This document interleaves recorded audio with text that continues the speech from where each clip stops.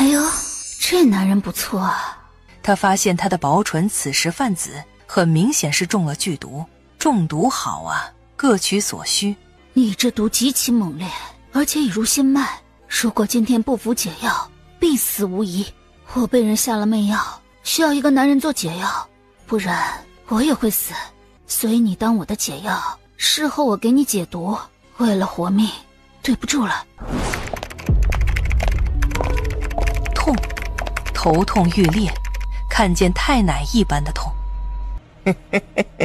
美人儿，让我来好好疼疼你。这是给我干哪儿来了？看着古香古色的一幕，我竟然穿越了。原来偏西西说我是最幸运的人，竟然是有几分可信度的。苏雨嫣，把你的手从本王的腰带上拿开。体内汹涌的热意快要淹没了苏雨嫣，他见他宁死不从，直接小手一挥，给瑞王来了点软筋散，剂量不多不少，刚好够他压制住他。你竟然敢对本王下软筋散，你这是在找死！苏雨嫣毫无惧意地看着他手中的匕首，把匕首藏在后腰，也不怕扎着腚。还有，不是我在找死，而是你这毒遇不到我，你活不过今晚。本王宁愿毒发身亡，也不愿与你互为解药。你死不死不重要，重要的是我得活。苏雨嫣，你听不懂本王的话吗？本王宁愿死，也不愿与你行夫妻之礼。我懂，怎么会不懂呢？我懂你的意思，也懂你的抗拒。我不仅懂你所有的字面意思，也懂你所说没说出口的潜在意思。但我现在是箭在弦上不得不发的状态，所以你懂我意思吧？苏雨嫣，你放肆！我都快死了，还管得了什么放4放5放6的？就算你是天王老子，我现在也得要你。既然你那么不情不愿，那我给你也来点媚药。苏雨嫣，本王要把你千刀万剐！看把你能的，自己都寿比昙花了，还想着杀救命恩人。瑞王，既然反抗不了，那就闭眼享受。苏雨嫣将软筋散的解药塞进他的口中，然后俯身吻住他的唇。在媚药的作用下，滑腻湿热的吻瞬间抚平了他的怒火，并勾出了他的欲火。苏雨嫣和身下的瑞王情欲满载地激吻着，一次升天为仙并确认自己体内的媚毒解了之后，苏雨嫣伸手将仍在卖力的瑞王推开。该死，他竟然把本王当做了一块用完就扔的破布。这女人真是胆大包天，毒没解的时候搂着我哼哼唧唧，猛亲乱摸的，毒一解就立马推开我。苏雨嫣边穿衣服边借着宽袖从空间里取出能解他毒的解药，放在他身边。好了，我现在已无性命之忧。我从小长到大的村子里，有一位妙手回春的郎中，我与他的小女儿同龄，且从小一起玩到大，所以那郎中将一身的医术倾囊相授给了我们俩。瓷瓶里装的是能解王爷毒的解药，王爷赶紧吃了吧。语毕，他将自己头上的金簪和手腕上的金镯也取了下来，放到他的身边。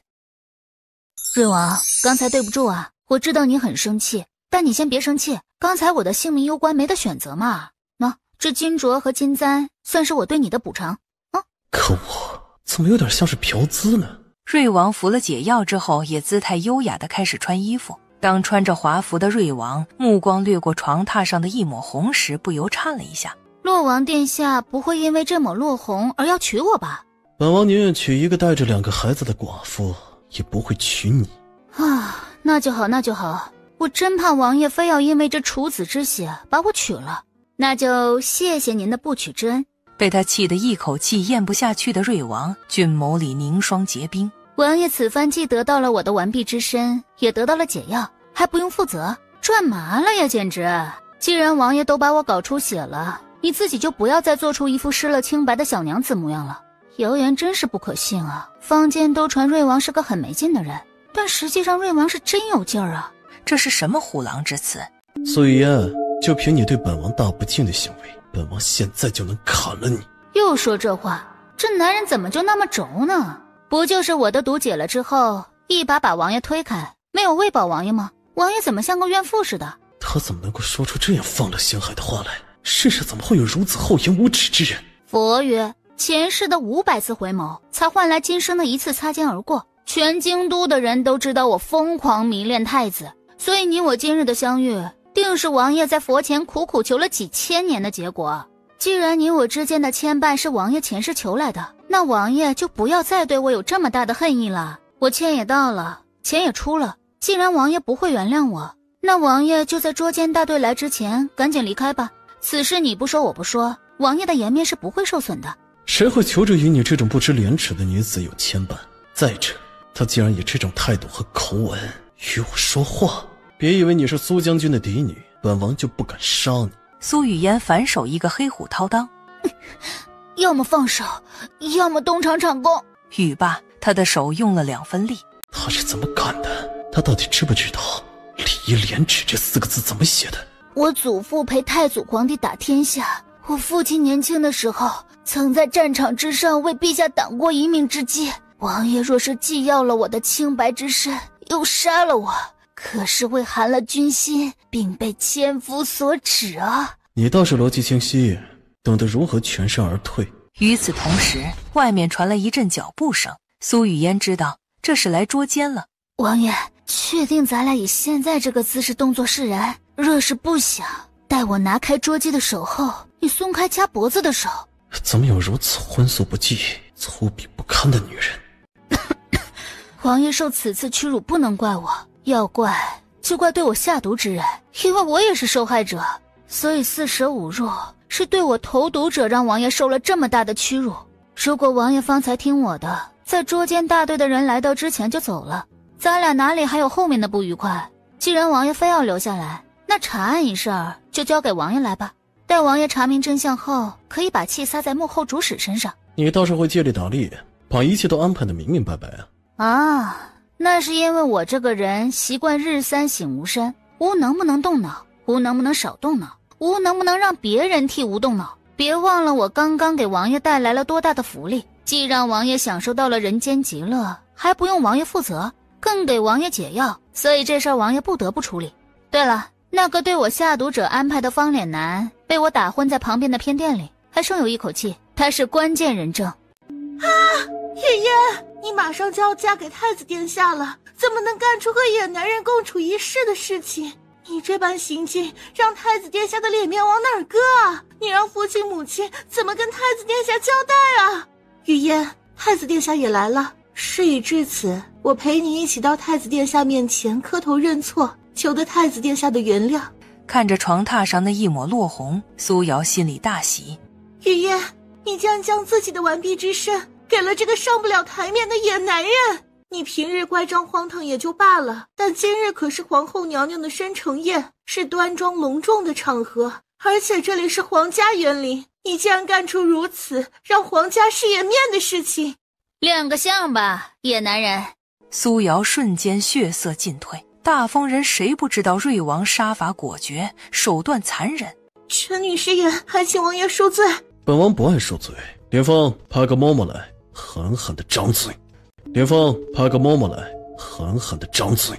不一会儿，一个手劲儿特别大的嬷嬷连续左右开弓，直到苏瑶快被扇破相，瑞王才云淡风轻地说了句可以了。本王中了媚药，苏家千金同样也被人下了媚药，才造成了现在的局面，所以立刻封锁园林，挖地3尺，也要给我找出幕后黑手来。语罢，他瞥了林峰一眼，随即昂首阔步走出主殿，去了偏殿。苏雨嫣，你与姑已有婚约在身，但你却与姑的皇帝行了夫妻之礼，你让姑的脸面往哪儿搁？你自幼长在乡下，放荡无礼，举止粗鄙，能嫁入东宫已是天大的福气，可你今天却让姑颜面扫地。苏雨嫣，你这辈子都不可能嫁入东宫，你以后不要再打姑的主意，姑这就去找父皇与你解除婚约。太子殿下没听到方才瑞王说我是被人下药了吗？你这个病啊，玉宇铁定是治不好了，以后多喝点碧紫汤调理调理吧。还有，你可快点去找陛下吧你。他不应该是痛哭流涕的百般纠缠自己才对吗？太子殿下别走啊，你应该跑起来。哎呀，原主啊，你让我这种只为钱财夜不能寐，不为男人流一滴泪的大女人，开局就背上一个太子狂热舔狗的人设。拜你所赐，我命运的齿轮才刚开始转动，人生的链子都已经掉完了。嫣儿莫怕，也不要有心理负担，有娘在呢。况且瑞王殿下也说了，嫣儿是被人下了媚药，所以嫣儿并无错处。上一世他一出生就被亲生父母遗弃，既然重活一世，而原主的这个母亲又是真心疼爱女儿的。嫣儿今日遭了这个罪，是母亲没有保护好你，母亲往后会小心谨慎的护嫣儿，也会倾尽所有的好好补偿嫣儿。母亲对我的爱就是天底下最好的。此刻苏瑶眼中满是滔天恨意，余光看到苏瑶那愤恨恶毒且不甘的目光，苏雨嫣倍儿爽。看到你这么不开心，我也就开心了。而且这才哪儿跟哪儿啊，好戏还在后头呢。1刻钟后，江寒雨再次回到主殿。这个被你打得只剩一口气的男人名为贾鹏，是一名御林军，是太子妃安排来毁你清白的。今天这出是太子妃和苏瑶联手策划的。语罢，瑞王瞥了一眼地上的方脸男，如实招来。今日一早，太子妃的心腹丫鬟找到小的，并给了小的100两银子，让小的在他说的那个时间到位置最偏僻的悠然殿，与一女子共赴巫山。他让小的在那女子身上留下很多痕迹，并确定看到那女子的落红后就可以走人，剩下的事情就不用小的管了。小的一听还有这种好事就瑞王安排贾鹏去得苏雨嫣的清白一事我认，但你中的媚药可不是我下的。本王中了和苏雨嫣一样的毒，除了你和苏瑶下的，还能够是谁？难不成太子妃的意思是本王单相思苏雨嫣，所以自己服了媚药，只为得到她？没想到你是个享受缺德人生的潜力股啊！是苏瑶主动给儿媳递消息，让儿媳与他联手对苏雨嫣下手的。他几次托人递到儿媳手中的密信，儿媳还留着呢。儿媳只是安排了贾鹏去毁苏雨嫣的清白，下药一事可与儿媳无关啊。儿媳只是太爱太子殿下了，才会一时鬼迷心窍犯下这等错误。你就原谅儿媳这一次吧。本王会带着贾鹏内司到御前，将今日的种种尽数讲给父皇听。苏雨嫣，本王没有要娶妻的打算。既然你我互为解药，而本王也已按你所说的查明真相，那么你我之间便互不相欠。其实按江寒雨的秉性，他若与女子有了肌肤之亲，他是肯定会负责的。但是他才是被强迫的那个，而且他不仅把自己用完即丢，还对自己说了那么多大言不惭的混账话，简直气煞他也。特别不爽的江寒雨本想在他脸上看到难过的表情，但他不仅没看到，还在他脸上看到了喜悦。他一气之下又气了一下，搂着女儿的杜氏越想越自责。苏雨嫣轻轻地抚着杜氏的背脊，安抚着她。自己想要苏瑶死，自己如果明面上弄死苏瑶，原主的母亲定会伤心欲绝。继承了原主记忆的自己知道杜氏是真心疼爱原主的，那就借刀杀人。臣女在乡野之间长大，知道自己不仅琴棋书画样样不通，言行举止更是无法和京都的高门贵女比较，所以瑞王殿下看不上臣女，乃情理之中。没关系的，臣女不过是往后余生每天被人非议着，没有好人家娶臣女罢了，臣女可以忍受的。其实往后的人生过得再不堪，臣女也不会怪瑞王殿下不娶臣女呢。他这是什么死动机？这和之前强他并敢对他用黑虎掏裆，却各种大放厥词的那个他，不能说是一模一样，可以说是毫不相干。他略一思忖，很快便明白过来，他这是想借自己这把刀除掉苏瑶。呵，这个女人真是满心算计。靠在杜氏肩膀上的苏雨嫣得寸进尺地用唇语对着瑞王说了句：是你自己在捉奸大队来之前不走的，所以你若不杀了苏瑶，我以后就纠缠死你。本王正如坊间传闻的那般乖张暴力，既然本王以苏家千金今日中的媚毒是苏瑶下的，那么这罪魁祸首今日就该到阎王那里报到了。今日中的媚毒是苏瑶下的，那么这罪魁祸首今日就该到阎王那里报到了。瑞王殿下饶命！瑞王殿下饶命！父亲，瑶瑶只是怕父亲母亲会渐渐不喜欢我这个非亲生的女儿，才会一时糊涂对语言下手。瑶瑶知错了，求求父亲在王爷面前替瑶瑶求个情吧。见苏凛并不打算为自己求情，苏瑶又跪行到苏家次子苏哲脚边。二哥哥，瑶瑶知错了，以后再也不会了，你让我向父亲求求情吧。母亲，瑶瑶实在是因为太过害怕失去您的疼爱，才会鬼迷心窍对语言下手，还请母亲看在你我二人做了10几年的母女的份上，替瑶瑶求求情吧。父亲、母亲，瑶瑶与我们一起生活了10几年，你们真的就忍心眼睁睁地看着她死啊？人生在世，孰能无过啊？瑶瑶她只是一时糊涂才做错了事情啊，而且瑶瑶方才也保证了不会再有下一次的，求父亲母亲给她条活路吧。瑶瑶喊了您10几年的母亲，早就视您如命。既然母亲今天想看瑶瑶死，那瑶瑶现在就死在您的面前。母亲，谢谢您疼爱了瑶瑶10余年，下辈子瑶瑶一定要做您的亲生女儿，并好好的孝顺您。语罢，苏瑶站起身子，猛地撞向大殿的柱子，力道的确不轻，但也肯定保证自己死不了。果然，在苏瑶倒地后，杜氏还是不可自控地发出了悲鸣：瑶瑶！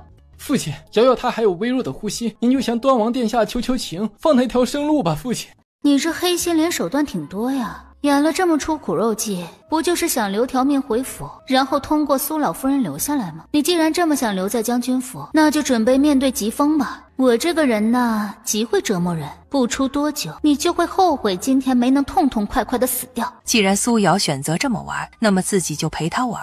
妾母亲如此撕心裂肺，我简直生不如死。女子生孩子，犹如一只脚踏入了鬼门关，所以母亲把我生下来的那一刻，我就欠她的。苏瑶，她是太过于害怕失去父亲和母亲的疼爱，才会一时糊涂对我下手。既然她现在是真心悔过，并保证以后再也不敢了，那么看在母亲的面上，我选择放她一条生路。只要能让母亲不再难过，我受点委屈和磨难没什么的。她对王爷下媚毒，冒犯了王爷一事，的确是她不对，但是王爷要了我的清白，却在大庭广众之下扬言不会娶我，已将我伤得体无完肤，所以还请王爷放苏瑶一马。若王爷答应我方才所说，那我们之间就两清了。我以后绝不会再拿此事说事儿，并纠缠王爷。想借刀杀人的是你，现在求情做好人的也是你。虽然我跟他的接触不多，但他的彪悍和强势让他清楚地知道，他绝对不会是一个吃亏的主。所以苏瑶以后肯定会生不如死，且会后悔今日没能痛快死掉。他眼中兴趣盎然，心中也有点想知道他后面的打算，想看他如何将苏瑶玩弄于股掌之中。既然你为他求情，本王就放他一马，毕竟你我之间的确是你吃了亏。语罢，他喝退了所有围观的人，然后转身离去。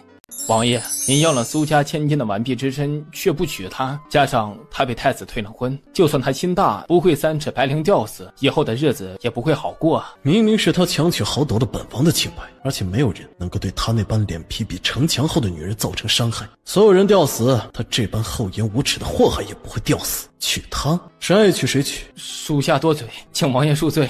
父亲母亲，祖母身体本就不太好，而且她视苏瑶为掌中宝，若是突然听闻苏瑶的死讯，10有8九会承受不住。到时候祖母肯定会不止一次的责怪父亲母亲铁石心肠，责怪你们不为苏瑶求情。祖母若是因为太过伤心绝望而病倒了，倒是女儿的不是了。是啊，父亲母亲，瑶瑶对雨嫣下手也是因为太爱咱们这个家了，害怕被家里人冷落遗弃，才犯下此等错误的，所以您就饶过她这一回吧。等苏瑶的身子恢复好了，为父就把她逐出苏家。让我的嫣儿受委屈了。苏雨嫣淡淡的瞥了一眼倒在地上的苏瑶。你被逐出苏家之时，就是落入我的手中，然后生不如死之时。你被逐出苏家之时，就是落入我的手中，然后生不如死之时。母亲把苏瑶当作亲生女儿养了10几年，眼睁睁地看着她死，肯定心如刀割。女儿不想母亲往后余生，每每想到苏瑶死在你面前就难过一次。傍晚时分，宫里来了位公公，说是奉皇命来给苏雨嫣送些补偿。苏凛曾救过皇帝一命，如今他的女儿被太子妃暗害，阴差阳错地失身于瑞王，而瑞王要了人家的完璧之身，又不娶人家，皇家在这件事上怎么说都理亏。此次前来的公公还告诉苏雨嫣，太子妃被皇帝禁足1个月，并罚了1年的俸禄。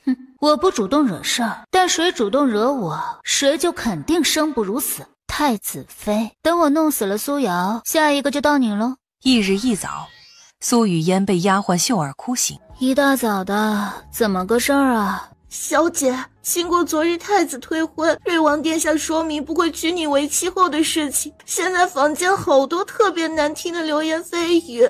这瑞王昨天明确表示不会娶小姐，小姐以后的终身大事那怎么办啊？多大点事儿啊，走一步看一步，实在不行死半路。小姐啊，你的命怎么这么苦啊？流落在外10余年不说，刚恢复半年就经历了这么多。您今天若是没有什么别的安排的话，奴婢陪您到庙里上几炷香吧。说不定烧香拜佛之后，您的人生会迎来转机，水王殿下突然就要上杆子娶您为王妃了。不去，人们去庙里许的愿全让和尚给实现了。秀儿脑子开始抽抽的。完了，小姐肯定是被刺激得很了，都开始发癫了。我知道你是全心全意的为我着想，且出发点都是好的，但是你以后有天大的事儿也别在早上叫醒我了，因为我这人可以贪黑，但绝对不能早起。现在出门右拐，回你的房，然后带薪摸你的鱼。秀儿虽然有没听过这些词，但听懂了他的意思，主要仆走，仆不得不走。昏迷了2日的苏瑶一醒来就去苏老夫人那里跪着道歉忏悔。苏老夫人看着苏瑶那大病未愈惨白的小脸，且那副真心悔过的模样，当即就原谅了他，并表示坚决不会让苏林将他赶出将军府。傍晚时分，苏瑶去找苏雨嫣发挥茶术，听到了秀儿的禀告，屋内的苏雨嫣发出了反派的笑声。就喜欢你这种自己送上门来的，省得我费心思主动去找你下毒了。苏瑶一进屋就将怀中的锦盒放在桌上，盒子里装的是二哥哥这些年外出回来从各地给我带的一些价值不菲的礼物，我现在把这些都给你。雨嫣，我不敢奢求你的原谅，只是想尽力弥补一下你。秀儿，去把母亲前2日送来的多个木匣子拿过来。不一会儿，秀儿陆陆续续地将多个做工十分考究精美的木匣子放到桌上，直到大桌放不下。这些呢都是母亲送我的，有父亲立军功后陛下赏给父亲，而父亲又送给母亲的，事无其二的奇珍异宝，也有价格昂贵的整套头面。苏哲送你的那几样东西呢，乍眼一看像是西周的，细看之下又像上周的，这复杂中带着点廉价的气质，配不上我这苏家千金大小姐的身份。倒是挺配你的气质和心肠的。所以呢，你留着以后给自己陪葬吧，毕竟你能用来当陪葬的东西并不多。雨嫣，对不起，是我的嫉妒心伤害到了你。虽然你不收我的东西，但我以后会想其他办法弥补你。天色已晚，我就不打扰你休息了。来，我送你。不用了，不必麻烦了。不麻烦，一脚的事儿。语罢，苏雨嫣使出全身力气，结结实实地踹在苏瑶的后腰上。毫无防备的苏瑶滚下台阶，摔了个狗吃屎。被踹倒的苏瑶没顾得上身上的痛，只是奇怪，这苏雨嫣怎么突然之间变得有点疯疯癫癫的。他转念又一想，被心上人当面退婚，拿了他完璧之身的瑞王又在众人面前说不娶他，搁谁都会受刺激。苏雨嫣受刺激好啊，她变得疯癫好啊，这样一来自己会想办法让苏老夫人和苏哲越来越厌恶她。苏雨嫣，你看我以后怎么对付你，你给我等着瞧。你对我下媚要在先，所以这一脚是你应得的。瑶瑶，听说雨嫣狠狠踹了你一脚，哎呀，刚从鬼门关里走一遭，你怎么能承受得住啊？你喊府医来看过了吗？二哥哥，是我有错在先，雨嫣如此对我也是情有可原，我不怪她的，二哥哥也不要怪她。你一苏醒就去找他赔礼道歉，他怎么能这般对你？我这就去找他理论。确定苏哲离开了院子，苏瑶立即没有了方才那楚楚可怜的模样。贱人，居然敢踹我，我这就让你尝尝被亲哥哥指责的滋味，你就等着难受吧你。高门大户你肯定是嫁不进去了，哼，我看你以后能嫁个什么不三不四的人。瑶瑶他一苏醒就带着礼物来给你赔礼道歉，你不原谅也就算了，怎么能踹他呀？他刚从鬼门关里捡回一条命，身子还虚弱的很，你怎么忍心那般对他？苏老二，明明是他对我下手在先，你却跑到我这里指责我。父亲母亲当年用那1个时辰做点什么不好，偏偏要把你这个小脑萎缩的东西生出来。苏老二，你搞清楚，我苏雨嫣才是你的亲妹妹，你的亲妹妹被一个外人害成这样，你的胳膊肘还往外拐，他娘的，母亲生下你之后应该是把婴孩扔了，把胎盘养大了吗？我被心爱之人退了婚，受了很大的刺激，所以你让着我点，让我往后余生都他娘的别再见到你，赶紧走。狗，以后我的院子你和狗都不得入内。想到他的遭遇和他受到的伤害，苏哲没有继续说难听话，而是捂着被气疼的胸口离开了。夜深人静，一身夜行衣的苏雨嫣利用不凡的身手和灵活的走位，神不知鬼不觉地潜入苏瑶的房间，并放了样东西。翌日，苏老夫人72岁寿辰，穿戴整齐的苏雨嫣刚走出自己的院子，便与一男子打了个照面。雨嫣，我是苏战，今早刚赶回府中，先去看望了祖母和父亲母亲。母亲与我说了你的遭遇后，我便立刻赶来看看你。苏战，苏家嫡长子，官拜骠骑将军，常年戍守边关，3年回来一次。大哥有心了，走吧，大哥，我们去为祖母贺寿。雨嫣这些年受苦了，大哥以后会分外疼爱你。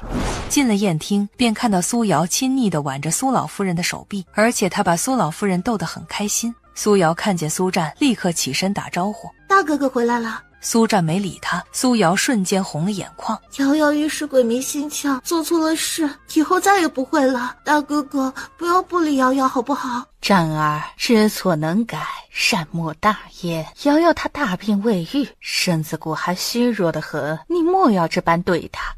哟，祖母还真是宰相肚里能撑船，对于犯了错之人，不仅自个儿说原谅就原谅，还到处劝别人也体谅大度一点。咱们京都的慈光宝寺里的观音菩萨就该站起来，让祖母您去坐下。苏老夫人当即变了脸色。雨嫣她遭了这等罪，受了点刺激，祖母您谅解她一些，别和她计较。人到齐后便开了宴。苏瑶看着近在咫尺的玉盘珍馐，狠狠地掐了自己一下，因为她饿，而且是前所未有的强烈的恶意。她不知道自己是怎么了，只知道自己从早上醒来开始就饥肠辘辘。瑶瑶为何不动筷子？是没有食欲吗？瑶瑶做错了事，倍感愧疚，理应最后一个动筷子。祖母，瑶瑶这就吃。语罢，他夹了一小块东坡肉放入口中，他这一吃可就再也停不下来了，因为他体内的毒发作了。只见苏瑶立马夹起第2块东坡肉，嚼都没嚼的就咽了下去，然后是第3块、第4块，直到盘子见底。然而吃了一盘东坡肉的苏瑶不仅没饱，反而更饿，更想吃东西了。他把筷子伸向了蟹粉狮子头，不一会儿，那盘蟹粉狮子头就全进了他的肚子。越吃越饿的苏瑶又把筷子伸向了八宝葫芦鸭，吃掉一整只鸭子后，又将魔爪伸向了专门为老夫人准备的万寿无姜羹。他直接端起碗开喝。苏瑶啊苏瑶，我这毒可是猛得很，中毒后的第一顿，你尚且还能控制进食的欲望，可以后若没有解药，你自己每次进食都会把自己吃到吐哦。你今天这是怎么了？昏迷了几天？是被饿死鬼附身了吗？你今天这是怎么了？昏迷了几天？是被饿死鬼附身了吗？在我的寿宴上这般狼吞虎咽，成何体统？祖母，我也不知道。撑到嗓子眼的苏瑶一张口就哇的一下吐在了地上。祖母，我是真的不知道。胃里翻江倒海的他一开口，直接吐在了苏老夫人的衣服上。来人呐，快把他给我拖出去！苏瑶被几个婆子拖走后，周嬷嬷搀着老夫人去了偏殿，刚换好衣服重新回到主殿。什么？苏老将军送给老夫人的玉镯不见了？前天晚上老夫人拿着玉镯看了一会儿后，奴婢的确将它放进锦盒，并归回原位了。方才奴婢打算照例去擦拭保养玉镯，发现玉镯不见了。而听闻玉镯不见了的苏老夫人第一时间看向了苏雨嫣。你们都看着我干什么？我没偷，上次的金镯也不是我的。在乡野田间长大的，就是上不了台面。上次那金镯就是在你的房间里被搜了出来，你还敢狡辩自己没偷？非也，非也，眼见不一定为实，眼见不一定为实。我是将军府的真千金，为什么要偷自家的东西？我回家的第2天就背上一个手脚不干净的名声。你们说这最大的受益者是谁？将军府培养了瑶瑶10几年，她知书达理，端庄淑雅，哪像你这般回来没多久就不顾名声，不知羞耻的高调示爱。祖母，苏瑶她对我下媚药，导致我失身于瑞王殿下，而现在太子和瑞王都不娶我，我不仅名声尽毁，更是沦为全大封的笑柄。她对我做的这些事情，难道就不是毁了我一生？将军府锦衣御史养了他10余年，既没亏待他，也不欠他，而我也一直把他视为亲姐妹，从未想过排挤他，但他却不知好歹地对我下手。没想到他都这样了，祖母还如此维护他，真是让人大开眼界。是这样的，我既没了清白，又被退婚了，现在精神上有点病，所以你们都让着我点儿。父亲母亲，我没有偷祖母的玉镯，既然大家此刻都看着我，我现在就让秀儿带着祖母的人去我的院子里找。1刻钟后，老奴带5个婆子仔细找过了，玉镯没在语言小姐那里。我回府的第2天就被人冤枉过1次，今天可不能被冤枉第2次，所以请父亲母亲派人挖地3尺，也要将祖母的玉镯找出来。3刻钟后，一婆子气喘吁吁地跑来，找到了，老夫人的玉镯在苏瑶小姐的房间里找到了。老夫人对苏瑶小姐万般疼爱，这10几年来，老夫人没少给她贵重物品，她偷老夫人最珍视的玉镯干什么？当然是为了嫁祸于我呀。据我所知，苏瑶那心腹丫鬟杏儿打小就跟着她，杏儿不可能一点不知情，不如把她那丫鬟杏儿带过来好好审问一番，反正我今天就是要查个水落石出。去把杏儿带过来。一切正如雨嫣小姐料想的那般，之前在雨嫣小姐房里搜出来老夫人的金镯子，是苏瑶小姐找了个借口支开老夫人房里的下人后，命令奴婢悄悄拿走给她的。奴婢将金镯给苏瑶小姐后，她来到雨嫣小姐的房里，并找了个借口将雨嫣小姐带到院子里，然后让奴婢将金镯悄悄放到她说的地方来嫁祸雨嫣小姐，好让雨嫣小姐一回府就被老夫人厌恶。不过大公子，这次的玉镯奴婢可没偷啊。前些日子是嫣儿在瑞王殿下面前替苏瑶求情，瑞王殿下才饶她一命。没想到苏瑶不仅没有一点感恩之心，还再次做出伤害嫣儿之事，即刻将苏瑶赶出将军府。都是母亲不好，让嫣儿回自己家后还受了那么多委屈。母亲莫要这般说，人心隔肚皮，做事两不知。即使我回府第2天就背上了一个手脚不干净的名声，但母亲不仅一点没有责怪嫌弃我，反而轻言细语地安慰我，并给我送了很多钱财补偿我。这些天您怕我没了清白会难过，古玩字画更是如流水般往我这里送。母亲，以前是我不懂事，您待我这般好，但我却常常忤逆您，并和您抬杠。经过皇后生辰宴这一事儿，女儿不仅成长了许多，脑子里的水也少了不少。以后女儿不会再像以前那样惹您难过和生气了。雨嫣，以后大哥会加倍疼爱你的。发生在你身上的那些事情不是你的错，你以后若不想嫁人，大哥养你一辈子。好的，既然大哥这样说了，那我就不客气了。女子哪能一辈子不嫁人？占儿，你这个当大哥的怎么还鼓励嫣儿不嫁人？咦，爱情啊，爱的时候衣服一件件脱，不爱的时候一刀一刀戳，这一块那一块的，所以我这辈子都不想嫁人。雨嫣，对不起啊，二哥没想到那苏瑶竟是那般表里不一且心思恶毒的人。二哥以前对你颇有成见，是二哥不对，二哥以后会好好补偿你的。苏瑶害你亲妹妹失了清白，你却还护着她，你这种人才啊，不去当将军真是可惜了。因为你脑子里这么多坑，用来给敌军设陷阱多好啊！哎呦喂，你怎么这个表情啊？是我刚才哪句话伤害到你了吗？如果是，那你快告诉我，我再重复一遍。母亲，你听听雨嫣她说的都是什么话呀？我好歹是她的兄长。苏瑶出手害嫣儿，苏家留她一条性命已是仁至义尽，可你却几次三番的为她求情，让她留下。母亲没把你也赶出去，说明母亲是真的爱你。回到自己的院子，苏雨嫣约谈了秀儿。我受了很大的刺激，所以需要一个为我马首是瞻的贴心丫鬟。经过几日的观察呢，我选中了你，你能胜任吗？奴婢绝对忠心不二的。既如此，你现在乔装打扮一下，借着去给我买吃食的名义出府，然后去跟踪刚刚被赶出府的苏瑶，看看他今晚在哪个客栈落脚，然后将地址报给我。黑云压城，夜黑风高，苏雨嫣借着夜色的掩护，从侧门溜出府，来到了苏瑶落脚的客栈。苏雨嫣小手一挥，将苏瑶迷晕，且把她收入了空间。做完这一切，苏雨嫣原路返回。苏姑娘好雅兴，这么晚了还出门逛街啊？王爷跟踪我，就凭你对本王的所作所为，即使你化成了灰，本王也能够一眼认出你来。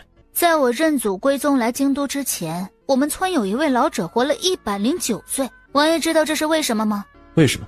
因为他从不管闲事。语罢，他头也不回地回了将军府，留下江寒雨在风中独自凌乱。白天他从暗卫那里得知苏瑶今日在将军府丑态尽出，且失了苏老夫人的心，所以在苏瑶被赶出府后，他就亲自来等苏雨嫣。因为他知道苏雨嫣是个一点亏都不吃的主，把苏瑶赶出府是为了欲擒故纵，以便肆无忌惮地折磨苏瑶。果然，在他离开客栈后，苏瑶也消失不见了。苏雨嫣悄无声息地回到住处，随后就进入了空间，上前几个耳光将苏瑶扇醒后，他直奔主题。苏瑶，生而为人，应该知恩图报。从我回府后，你就一门心思算计我。既然你没有感恩之心，那么就别怪我心狠手辣。语罢，苏雨嫣从商品超市里拿出一杯速冲奶茶，并走到工作台前拆开。穿越到这里前，苏雨嫣是国家最优秀的特工，所以有一个集物资和实验室为一体的万能空间。加满开水后，苏雨嫣在工作台上拿起一管试剂倒入奶茶杯中。你不是苏雨嫣，以前的那个苏雨嫣呢，已经被你过量的药给药死了。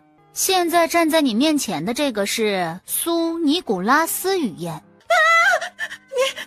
你是什么千尸款款的怪物？我是什么不重要，重要的是你生不如死。来，大郎，该喝药了。哦，不对，健瑶。哦，不对，健瑶。该喝 QQ 鱼波波波椰奶珍珠奶茶了。QQ 什么？ QQ 鱼泥波波椰奶珍珠奶茶。什么奶奶？苏雨嫣一把抓住他的下颌，强迫他张开嘴，然后将滚烫的奶茶灌入了他的口中。名字不重要，重要的是你喝了它之后就能变成哑巴了，因为我不想再听你这张嘴再说一句话。咽喉处和食管传来的剧痛和灼烧感让苏瑶瞬间倒地不起。苏雨嫣蹲下身子，抓上苏瑶的手腕，继而一个用力，骨头断裂的清脆声响起。经过你精湛的演技和一系列的操作，原主是真心视你为姐妹的，而且苏家好吃好喝养你10余年，你就害原主，简直丧尽天良。你若不把他害死，我也不会魂穿到这里。既然是你亲自种的因，那你现在就好好享受这个果。语罢，苏雨嫣又抓起苏瑶的另一只手腕，用力一折。原主从未有过害你之心，但你却因嫉妒杀死了一条鲜活的生命。他再不济也让我重活一次，所以害他之人都得生不如死。由于被毒哑，所以断了手的苏瑶疼得眼泪汪汪，却喊不出一个字。苏雨嫣淡定地往苏瑶腿上注射了一剂针剂，然后不紧不慢地将她拖到自己的种植园区，将手中的苏瑶往地上随意一丢。在小小的花园里面挖呀挖呀挖，种小小的种子，开小小的花。看着苏瑶无比惊恐的表情，苏雨嫣微微一笑。不要慌，我不活埋你，只是让你做除了男人和女人之外的第3种人，植物人。啊，告诉你一声，你的腿啊，这辈子都不会再有知觉了，也无法再站起来了。我恶女，喜欢折磨人，所以你现在还不能这么轻松的死掉，好好当你的植物人吧。把我半个身子像植物那样埋进土里，那还不如死了的。挖好坑并将苏瑶埋入里面后，苏雨嫣怕她受不了折磨，咬舌自尽，遂在不打麻药的情况下粗鲁地将苏瑶的牙全部拔掉了。虽然你吃不了东西了，但我空间里有营养针剂，给你注射1支，你10日不吃不喝也不会死。你呢，先在无尽的绝望中度过10天，然后给我的这片植物做化肥吧。做完这一切，苏雨嫣出了空间并欣然入眠。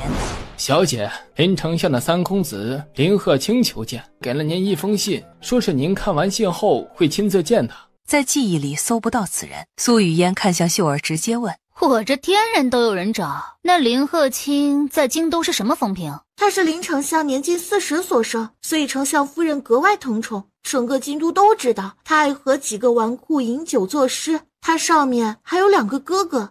苏雨嫣大致了解一下对方的情况后，打开信封。问君能有几多愁，唐僧洗头用飘柔。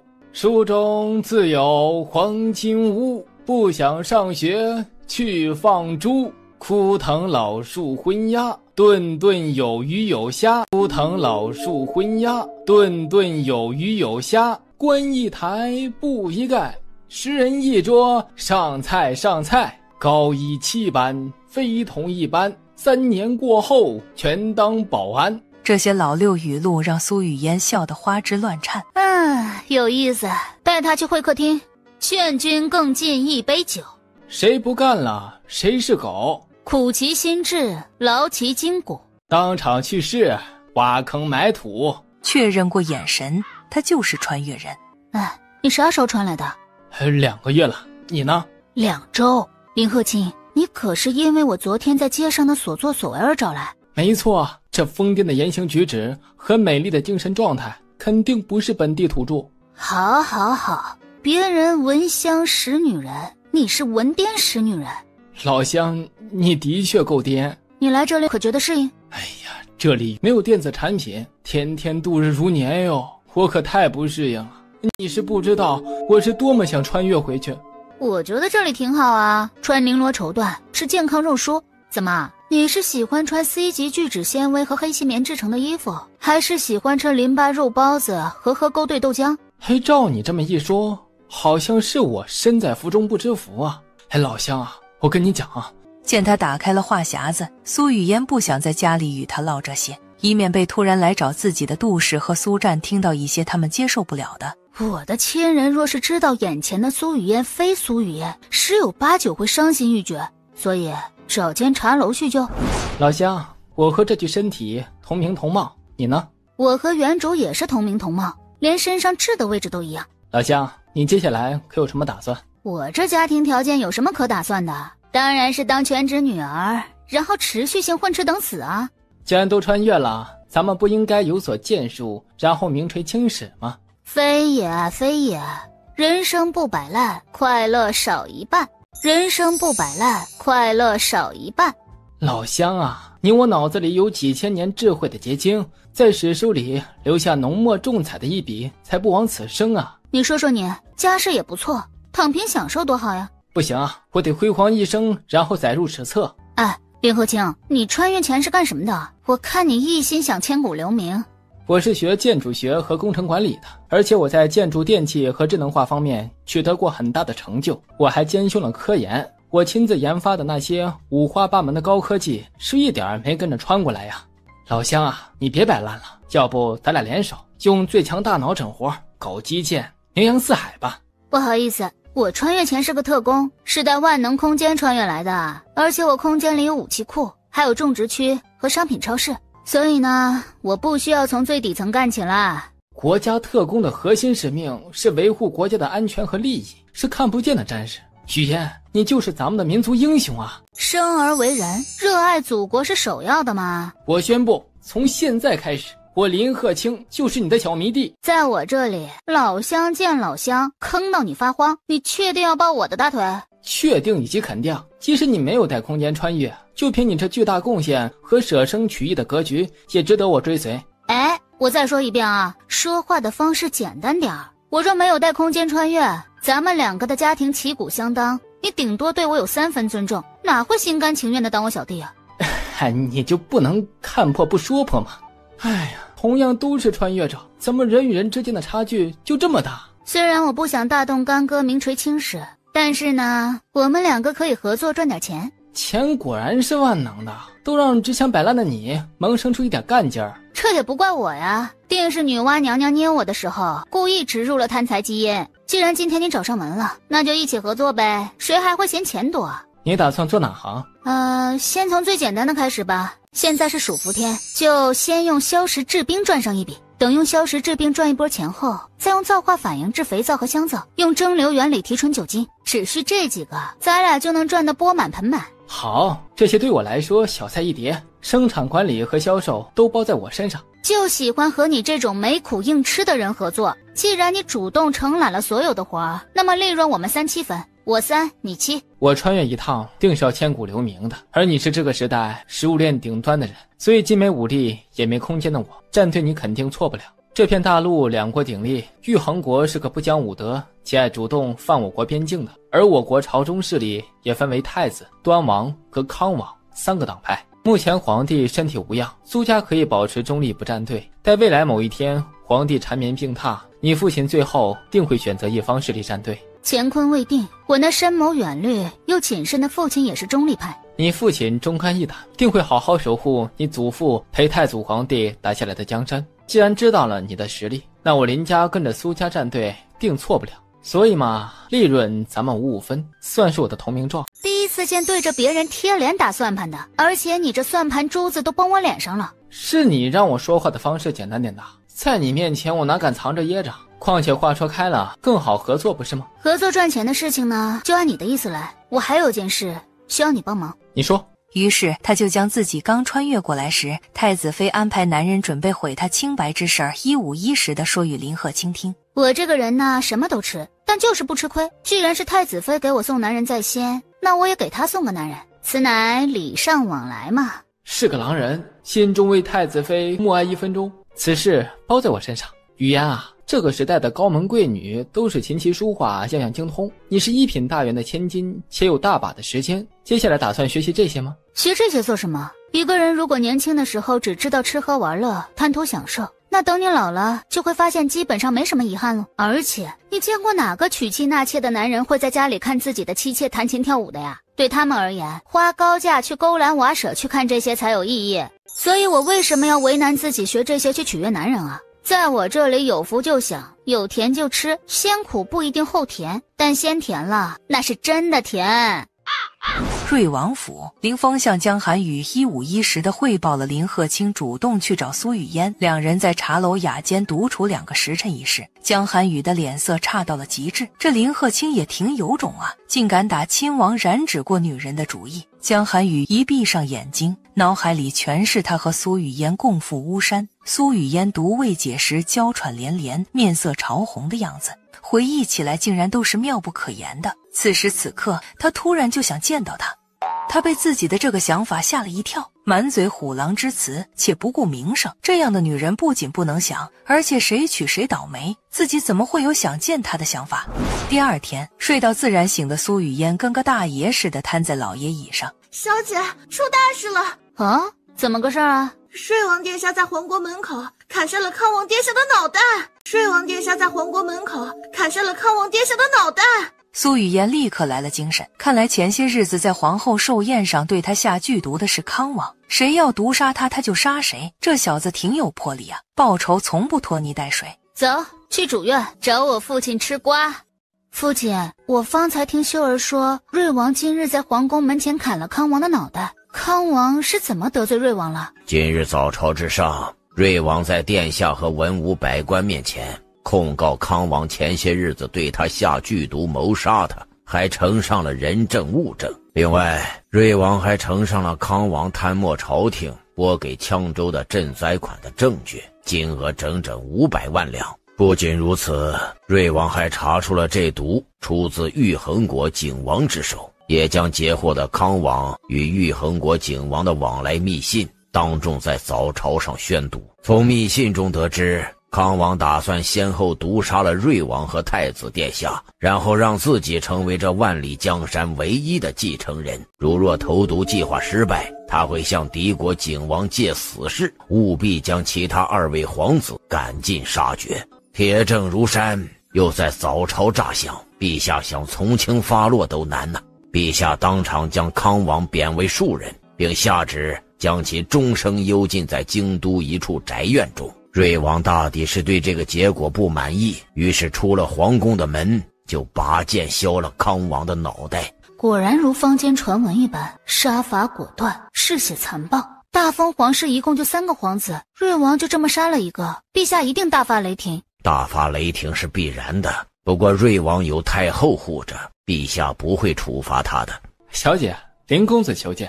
你来找我怎么个事儿啊？昨晚我熬夜制定出了消食治病、肥皂和香皂以及酒精提纯的生产计划和销售方案。我家在锦华街有家酒楼，走，我请你喝30年的女儿红，并把计划详细说给你听。昨天喝了你不少好茶，今天去我家酒楼。昨天喝了你不少好茶，今天去我家酒楼。这下当暗卫将林鹤清又到将军府找苏雨嫣一事汇报给江寒雨听后，他周身的气流降到了冰点。这林鹤清竟真的心悦他。1刻钟后，暗卫又来报：王爷，林公子从将军府出来后去了福白阁，苏姑娘刚刚也出了府，去的也是福白阁方向。王爷，需不需要属下现在去警告一下林鹤清，让他以后离苏姑娘远一点？去什么去？他的名声与本王何干？一炷香后，江寒雨突然起身向外走去。以前只知道您的拳头硬，原来您的嘴比拳头还硬。你的方案简直完美啊！我以为这计划至少得3天才能规划制定完，没想到咱俩昨天洽谈完，你今天就制定出来了。不错不错，你这人做事不仅速度极快，还一丝不苟。和你这样的人合作，真是省心啊。昨天回府之后，我与母亲说了和你合作做点小生意赚钱的事情。我父亲母亲因我流落在外10余年这事儿而倍感亏欠我，所以我干啥他们都会支持我。既然你把方案都制定出来了，那人手这块我等会回府就安排好，并让他们以后听你调遣。至于合作资金，等我回府后让秀儿给你送府上，以后生意上的事儿你多多费心费力。交给我，你就放心吧。林鹤清，我昨晚梦到你了，我梦到你驾着七彩祥云来看我。真的吗？真的，你还冲我吐舌头呢。不是，我驾着七彩祥云冲你吐舌头，这画风怎么这么诡异啊？对啊，当时你就在二郎神旁边蹲着呢。雨嫣，我突然很好奇个事儿啊。你说。别人都说再拽再狂的女生，一旦说了吃饭饭、睡觉觉这样的叠词，就会变得温顺可爱。我就突然想验证一下传言是否是真的，所以你能不能当着我的面说一句叠词让我听听？好说好说，叫妈妈。我现在就特别想知道，你这样的人最后会嫁给一个什么样的人呢？与此同时，一路健步如飞赶到的江寒雨包下了隔壁雅间并落了座。这还用问啊？当然是嫁给一个不喜欢的人啊。因为做人啊，他就不能太正常，在感情方面，喜欢就拒绝，不喜欢就在一起。知道你的精神状态很美丽，但没想到竟然美丽到这种地步了。你懂什么？只有跟不喜欢的人在一起，才能做真正的自己，因为这样你才能什么都要求他。跟不喜欢的人在一起，你能拿他当狗，而跟喜欢的人在一起呢，他拿你当狗。你看看我以前疯狂示爱太子，那太子不就高高在上的拿我当狗吗？所以在不喜欢的人面前为非作歹，在喜欢的人面前唯唯诺诺。你仔细想想，是不是你最爱答不理的那个人对你最殷勤？这叫随便谈的没输过，认真谈的最后砸锅卖铁。所以一个人呐，是做真正的自己，还是做装的自己，这不是显而易见的吗？这个女人的思维简直无与伦比。虽然有点道理，但是收手吧，雨嫣。你再这样下去，你的红鸾星都被你自己添没了。不关红鸾星的事，因为我根本不打算嫁人。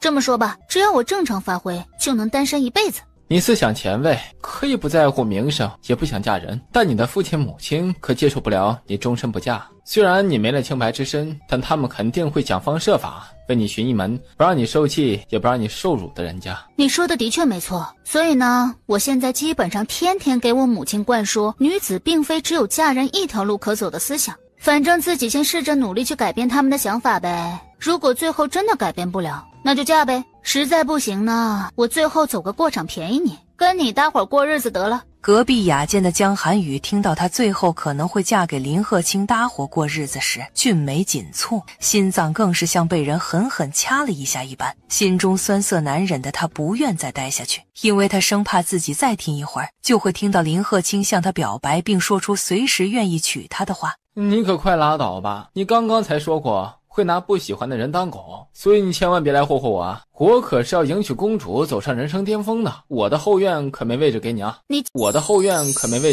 你求我霍霍你我都不霍霍。行了，既然正事谈完了，那我就回府继续躺平享受了。哦对了，眼下正值暑伏天，早上出门小可爱，晚上烤成一道菜，横批人生无常，大肠包小肠。所以我接下来不打算出门了，就天天宅在家里，享受我这些年错过的荣华富贵。以后若没到非要见面的地步，咱俩没必要再见面了。你落得个心仪我的名声，也影响你日后娶公主。既然一别无期，那我这次就将你送到府门口。一来这是作为追随者应该做的，二来嘛，我登门约你出来，最后护送你回去，也算是有始有终。还挺绅士，那我就祝你和公主一胎生8个，个个是男娃。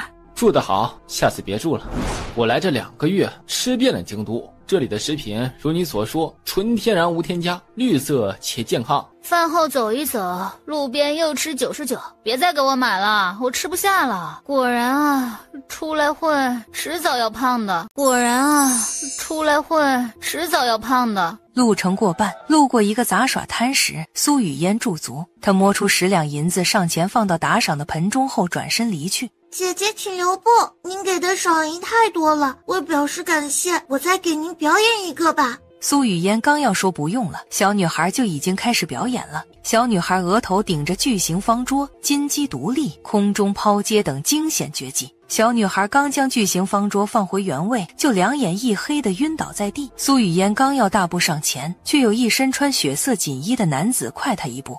天气炎热，他喝了冰凉的井水后，就在炎炎烈日之下暴晒。这是既中了阴暑，也中了阳暑，也就是暑湿夹杂症。而且他气血不足，身子有些羸弱，需要好好调理。我开个方子给你，你们按照方子给他调理一下身子。药材贵吗？不瞒你说呀，我们一家5口啊，是从羌州逃难到京都的。他娘还带着2个孩子等着用卖艺的钱买口粮活命呢。哎呀，羌州旱灾死了很多人了，我们一路上靠着卖艺活着到京都啊，实在是没钱给他吃药调理身体呀。这些天若不是靠着瑞王殿下每日的施粥啊，早就不知道饿死多少了。这位公子，您能先让我女儿快速醒过来吗？他属正夹杂气血两虚，一时半会儿醒不来。这10两银子算是我方才看表演的打赏，你们先去最近的药堂给他抓药。看着面黄肌瘦的小女孩，苏雨嫣觉得瑞王削康王脑的仪式真是为民除害。他走到小女孩身旁蹲下，号脉并望闻问切之后，从宽袖中取出针包铺开，并行云流水般开始施针。他丝滑的针法直接惊呆了眼前的白衣男子。一盏茶后，小女孩醒了过来。你方才的表演呢，精彩绝伦，是姐姐看到过最精彩的演出。既然你是因为专门给我表演而中了暑，那这100两银票就作为你的医药费和演出费。你们若是愿意，就暂住在我家的庄子上。我听说羌州有好多人来京都逃难，等他的身子养好了，你创办一个布袋戏戏班，可以从难民中招募一些愿意学布袋戏的人，也可以招募京都本土的人，银钱由我来出。多谢菩萨心肠的贵人呐！今日若不是遇见贵人，草民一家不知能在京都苟活多久啊！我走了，晚些时候我安排人到城外的城隍庙接你们到我家的庄子上居住。姑娘请留步，在下骆无尘，是太医院的院判，家父乃药王谷的谷主，骆家世代医药世家，所以在下对医学甚是痴迷。姑娘方才的针法出神入化，效果立竿见影，在下见所未见，虽想向姑娘请教一二，还请姑娘不吝赐教。我要长相有名声，要名声有疯癫的，这你都敢来赐教？刚才那位女孩身体羸弱不堪，加上她中了阴阳两暑，至少需要1天方能苏醒。可苏姑娘只略微出手，便让她快速苏醒。可见姑娘医术高超。说姑娘肯教，在下可拜姑娘为师。救人一命，胜造7级浮屠。就冲你方才在小女孩昏倒的时候第一时间冲上前去施救，也是个3观正的。不错不错，3观很正，5观更正，可以考虑收做关门弟子。关门弟子在我这里顾名思义，3观正的教关门，5观正的关门教，3观和5观都极正的关上门仔细教。如此一来，你还想拜师吗？完了，小姐一中咋越来越严重了？在下醉心于医学，只要姑娘不吝赐教，在下愿拜苏姑娘为师。别人是为医学而献身，你是为医学真能献身啊！我爹名在外，想必你也有所耳闻，所以方才的话纯属玩笑，你不必真的拜师。你刚才说想学我那行云流水的针法，那你说说吧，你对人体穴位的研究到了何种程度？目前药王谷和整个太医院一共研究出并熟练掌握了199个穴位。人体有361个经穴，48个经外奇穴。要想学习并掌握我那出神入化的针法，必须先摸清所有的穴位。回头我将这409个穴位用作画的方式画出来，并将其作用以批注的方式标注在对应的穴位旁给你。你依照我的图纸，找人按照真人1:1打造一个针灸同人出来，这样可以让你快速掌握全部穴位。待你熟练掌握人体常用的409个穴位后，我再写一本针灸大全给你。等你熟练掌握这些，就能成为医学界的泰斗。我这里还有许多治疗你们治不了的疑难杂症的方法，后期你若想学，我也可以出个册子给你。各行各业都将看家本领视为重中之重，除了嫡亲和亲传弟子，没人愿意互相的。苏姑娘就这般将一身本领毫不保留地传给在下了，有何不可？你方才说了，你父亲是药王谷谷主，你自己也是太医院院判。既然你是医学世家，世代钻研医学救死扶伤，那么我倾囊相授于你，你就可以是医学界的权威代表，然后传给御医们和药王谷的弟子们救更多人的命。这不比我紧紧攥在手里，不愿与人分享要强吗？可是苏姑娘凭这身本事，完全可以自己成为医学界的泰斗，然后在医学史上留下浓墨重彩的一笔啊！我没你那么大的理想抱负，我的人生理想就是人在家里，天天啥都不用想。历史的长河中，从不犯流芳百世之人，而流芳只能百世，遗臭却能万年。我呢，这叫特步，不走寻常路。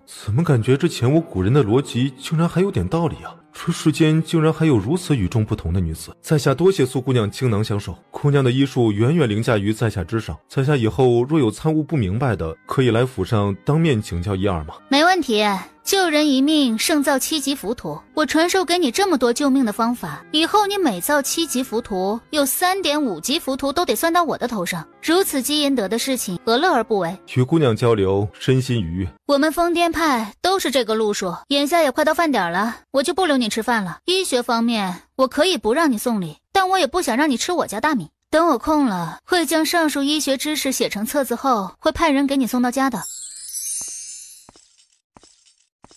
夕阳西下，凌风一五一十地将洛无尘在将军府门所做之事汇报给了江寒雨。连苏雨嫣转身回府后，洛无尘在原地痴痴地望着他的背影，久久不愿离开，都一字不差地汇报了。竟然又一个主动去找他的，而且还是药王谷的天之骄子。见自家王爷脸黑如锅底，凌风知道主子这是单方面坠入爱河了，挥退了凌风。江寒雨深呼吸几口，让自己趋于平静。他直面自己，扪心自问，他的心告诉他，既然动心了就娶回家，以免他被越来越多的豺狼虎豹惦记。于是他决定明日下了早朝就到将军府找苏凛夫妇谈婚嫁之事，只要他的父母同意这门亲事，他立刻就去找父皇下旨赐婚，并给他一个盛世婚礼。即刻给吴相阁下达命令，让他们拿出最好的材料，用最快的速度打造出一顶举世无双的万工轿。我刚才没听错吧？主子竟然要动员吴相阁打造万工桥？说话就说话，你掐老子做什么？因为我掐自己会疼啊！老子今天不把你的屎打出来，算你拉得干净。你干嘛学着苏姑娘的语气说话？主子自从接触苏姑娘后，那万年不变的冰山脸才有了表情。我以后啊，要多学苏姑娘的说话路数，说不定也能让主子以后在我面前也有表情。辗转难眠一整夜的洛无尘一大早又到将军府登门求见。洛远判，你若不想让我讨厌你的话，以后早上不要来找我，因为我这个人可以贪黑，但绝不能早起。洛某铭记于心，不会再有下次了。苏姑娘先回房休息，待洛某明日下午下了职再来叨扰。来都来了，怎么个事儿啊？我这里有个棘手的病，想看看苏姑娘能否有办法。医案带了吗？给我看看。根据医案推断，他这病痛是血压高导致的，这病在我这里手到擒来，我这就给你写一套详细的治疗方案。多谢苏姑娘赐教。洛无尘的视线始终在苏雨嫣的身上。洛院判还有别的事情吗？夏天蚊虫肆虐，遂一早过来，再给姑娘送几个驱蚊的香囊。这些香囊在调配的时候用了不同种类的香，姑娘看看有没有喜欢的香味儿。这么殷勤，洛院判是不是喜欢我呀？洛无尘先是愣在当场，随即耳尖血红。还未等他开口，下早朝归来的苏凛与宣旨公公到了将军府。随着圣旨上的字逐个被太监念出，洛无尘原本明亮的眸光瞬间黯淡。什么？结婚？结什么婚？女人就该专心当世界首富，然后独自美好吗？若是未来某一天遇到一个令自己动点心的，花点银子酿酿酱酱的睡一睡，快活就行了。太监离开后，寂寥落寞的洛无尘也离开了将军府。不想嫁人的苏雨嫣做了一个违背祖宗的决定，她决定立刻去找新郎官商量一下退婚的事宜。当正在操练的江寒雨在听到门房来报说苏雨嫣在府门外求见时，他是不是和我想的一样，也来和对方稍微缓解一下初次见面的针锋相对呢？凌云，让下人将本王那一件玄色锦袍用熏香熏好。嘿嘿，王爷，俗话说人为悦己者容，您这件苏姑娘就是沐浴又是熏香的，肯定是爱惨了苏姑娘。王爷，洛无尘今日一早又去了将军府，属下见您下早朝回来后心情不错，就没向您禀告，以免坏了您心情。如今圣旨已下，那林鹤清和洛无尘只有黯然伤神的份儿喽。听到洛无尘一大早又去找苏雨嫣，江寒雨心中醋意翻腾。谁允许你按住不报的？连续3天，每天加练1个时辰。哎，不是，赐婚这么大的喜事还罚，为什么受伤的总是我？你来找本王，所谓何事？是这样的，我呢在乡野之间长大，琴棋书画样样不同，言行举止更是无法和京都的高门大户比较，可以说是歪扭的苗，掉链的螺，漏网的虾，断线的针，充数的鱼。而瑞王殿下文能提笔安天下，武能马上定乾坤，是孤傲的狼，笑月的蛟，盘踞的龙，踏雪的驹，掠影的隼，巡夜的枭，逐日的季。瑞王殿下如此的优秀，这瑞王妃人选里肯定对智力方面有很高的要求。很显然我在智力方面不达标，所以请王爷出面把婚退了吧。说完了吗？虽然太后盼着王爷娶妻，但娶谁不重要，只要王爷娶了就行。我们之间呢只是意外，而王爷又曾扬言绝不会娶我。既然咱们2个相克，就不要结为夫妻，彼此不痛快了。这退婚理由呢，我都帮王爷想好了。王爷就到御前和太后那里说，那苏雨嫣声名狼藉，太子不要的我也不要。我觉得这样说包能退的。苏家门风清正，也注重厚重传家，怎么就出了这样一股泥石流？而且意外，他的意思是，如果那天他碰到的不是自己，而是别的男人，他也会和那男人翻云覆雨。王爷别忘了，你可是亲口对我说过，本王就算娶一个带着2个孩子的寡妇也不会娶你的。所以呢，还请王爷您就算奔着不食言的原则，也要想个办法把婚退了。天子赐婚，岂能儿戏？她这般不愿意嫁给自己，是因为她心中依然想嫁给太子，还是因为林鹤清、陆无尘入了她的眼？天子赐婚，新郎又没退婚的意思，自己若抗旨拒婚，定会给苏家带来天大的麻烦。既然这门亲事定是板上钉钉的事情了，那就既嫁之则躺之，反正在哪儿躺都是躺。在瑞王府躺平享受，朝廷每个月还要给自己一份月俸，好像比在自己家当米虫吃自己家要强一点。回到书房的江寒雨只觉心烦气躁，根本就静不下心来处理手头上的政务。他方才半点都不想嫁给自己的模样在他的脑海里循环播放。午膳过后，自己将自己哄好的江寒雨去了将军府。苏将军，恋爱这些日子因本王而被人指指点点，这些个奇珍异宝是本王的一些心意。至于坊间的流言蜚语嘛，本王会用实际行动让百姓自行闭嘴。瑞王殿下言重了，小女才被接回府半年，言行举止上有些离经叛道，本身就饱受非议。瑞王妃本就应该风光无限，本王会让瑞王妃由被人指指点点转变为被人羡慕嫉妒。内务府送来的聘礼是皇家出的，除此之外，本王明日申时会以瑞王府的名义向将军府再下一份聘礼。大婚当天，百里红妆，8台大轿，更会样样齐全。苏凛夫妇闻言，眼里全是喜色。老臣谢过瑞王殿下的抬爱，本王绝不会亏待自己的妻子。既然圣旨已下，不管谁做本王的王妃，风光无限是首位的。申时一刻，不速之客，让将军清静。殿下谕旨汝临，蓬荜生辉，请入凤鸣。府门洞开，聘礼鱼贯。南海明珠10虎，蜀锦云缎100端，赤金头面12副，翡翠屏风1双，和田玉如意4柄。瑞王突然击掌，2名侍卫上前，手中捧着一对活雁。苏凛夫妇目瞪口呆，雁乃忠贞之鸟，一生只择一偶。瑞王此举只是在维护皇家体面，还是真的对女儿有2分喜欢在里面？众人以为礼毕，忽闻嘶风啸月之声，一匹汗血宝驹被引入庭。苏将军英武善战，而虎父无犬女，此马乃是西江贡品，日行千里，性情温顺，将与小姐全当是玩赏。苏凛神色一凛，连忙朝瑞王深深一揖。我这丰功伟绩的爹就是牛，竟让堂堂亲王为了拉拢不仅自动忽略我无法直视的名声，还如此的下血本示好。有真本事的人，果然会有人三顾茅庐啊！有爹如此，夫复何求啊！他双眼放光，应该是对我下的这些骗礼还算是满意吧。许嫣，瑞王殿下此举会平息外面那些铺天盖地的流言蜚语，你终于苦尽甘来了。瑞王殿下这么多年不近女色，你嫁入瑞王府后，若能生个世子，那么你的地位就稳了。你懂什么？生个女儿才叫地位稳。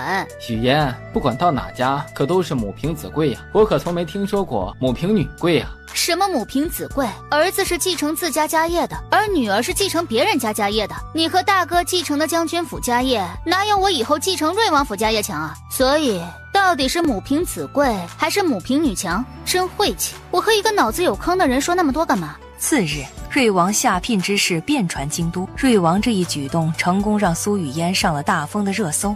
本王来找林鹤卿。瑞王殿下稍等片刻，老臣亲自去将犬子叫过来。臣民林鹤卿见过瑞王殿下。瑞王殿下误会臣民了，臣民对瑞王妃并没有任何非分之想。瑞王殿下，臣民不仅对瑞王妃没有任何非分之想，而且和您还是一个阵营的呀。不瞒殿下说，臣民喜欢猎奇，一般颠的臣民会嗤之以鼻，但颠的京都人尽皆知的，臣民就想会会他。所以臣民前些日子主动去找苏姑娘，纯粹是因为臣民活这么大从没见过这么颠的人，想大开眼界一下罢了。岂料在后来的交谈中，臣民发现苏姑娘不仅思路清奇，异于常人，还有很多闻所未闻的点子，所以臣民就剑走偏锋，和苏姑娘一起联手做生意。事实证明，苏姑娘的确有几分本事，她所说的消食治兵是真赚钱呐。臣民前几天刚把卖兵的消息放出去，就引得不少富商豪绅争先恐后的买。不仅如此，苏姑娘还是一个心有锦缎之人。前些日子，臣民送苏姑娘回府路上，她救了一个在杂耍摊卖艺的女孩。得知他们一家是从羌州逃难到京都之后，苏姑娘果断施以援手，并决定以后在合作生意上招募逃难过来的难民做工，给他们一条活路。臣民对苏姑娘佩服得五体投地，决定为她马首是瞻。如今她既是您的瑞王妃，和您是一家人，那臣民自然也就是上了您的船。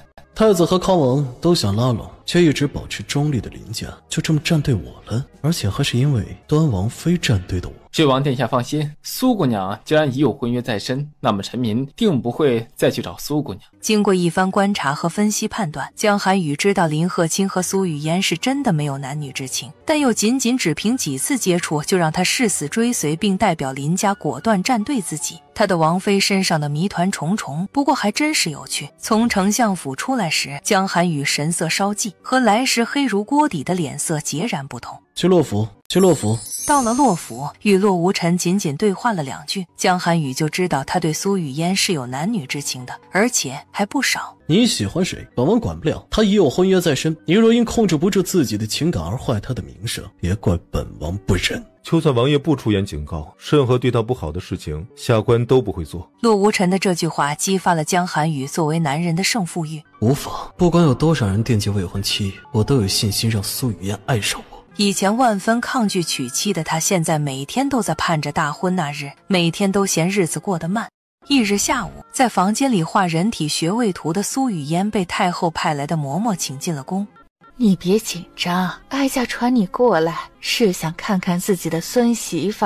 你外祖母与哀家是手帕之交，若她现在还在世，哀家也不会连个说话的人都没有。回太后的话，臣女并不紧张。太后若是想找人说话，那算是找对人了。因为臣女什么话题都能聊，不知太后想聊哪方面的。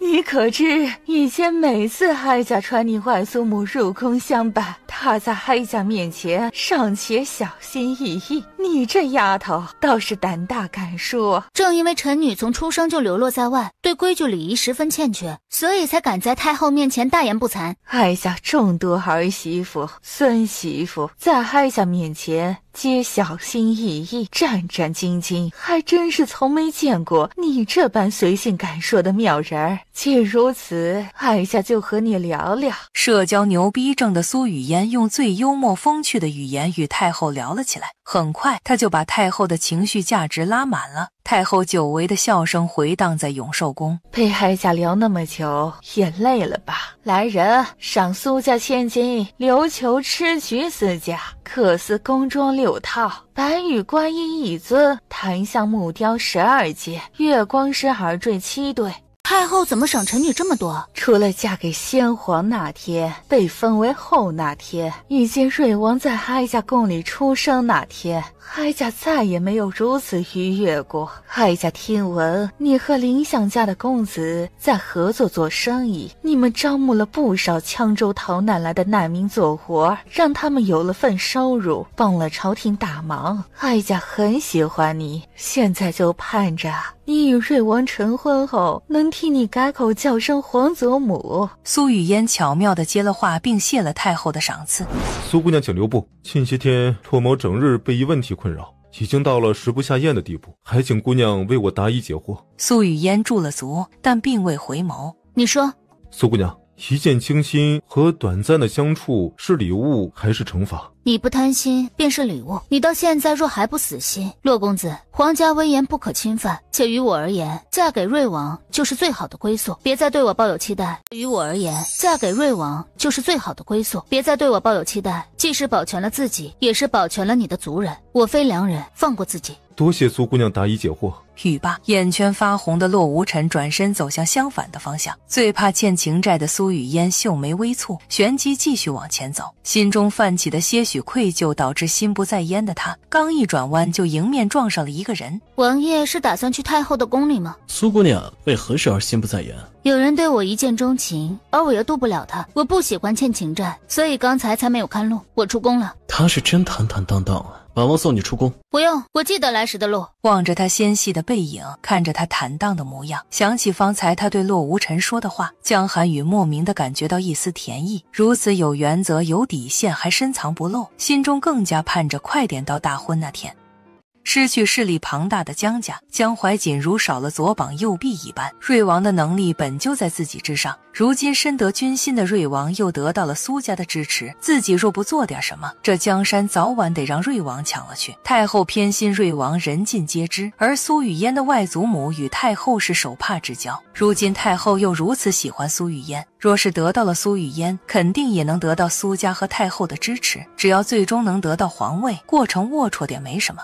翌日，小姐，方才东宫的人给您送来了这个，说里面是太子殿下的亲笔信。苏雨嫣接过信，看完之后勾唇，给太子回个话，想见我一面，送书信不行，送银票才行，而且是3000两，少一文都不行。太子都敢讹，小姐威我。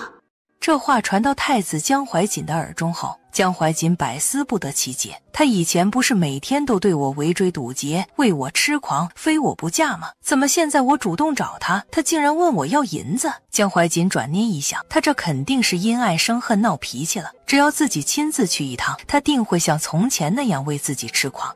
你去问问太子带够3000两银票了没？若是带够了，等我午睡完就赏脸见他一面；若是没带够，让他回东宫取够银子再来。小姐，您就这么晾着太子殿下，与理不合。他这个时候来找我能有什么好事？不是想吃回头草拉拢苏家，就是想让我帮他去谋害瑞王。流动的水没有形状，漂流的风找不到踪迹，任何案件的推理都取决于心。小姐，您就这么晾着太子殿下，与理不合。要不是想赚他这3000两银票，我早就让你去通知瑞王，他的未婚妻被兄弟惦记了。小姐虽然说颠就颠，但是有点爽，是怎么回事？当秀儿将苏雨嫣没有3000两银票不见面一事转述给江怀瑾后，他憋着一肚子气回东宫取银票。2刻钟后，小姐，太子将3000两银票送来了，您现在要去会客厅见他吗？我没睡醒，让他继续等着。他若不想等，就退他1500两，让他下次再来。以前小姐疯狂对太子殿下示好的时候，他高高在上不搭理，现在太子殿下反过来求见小姐了，爽！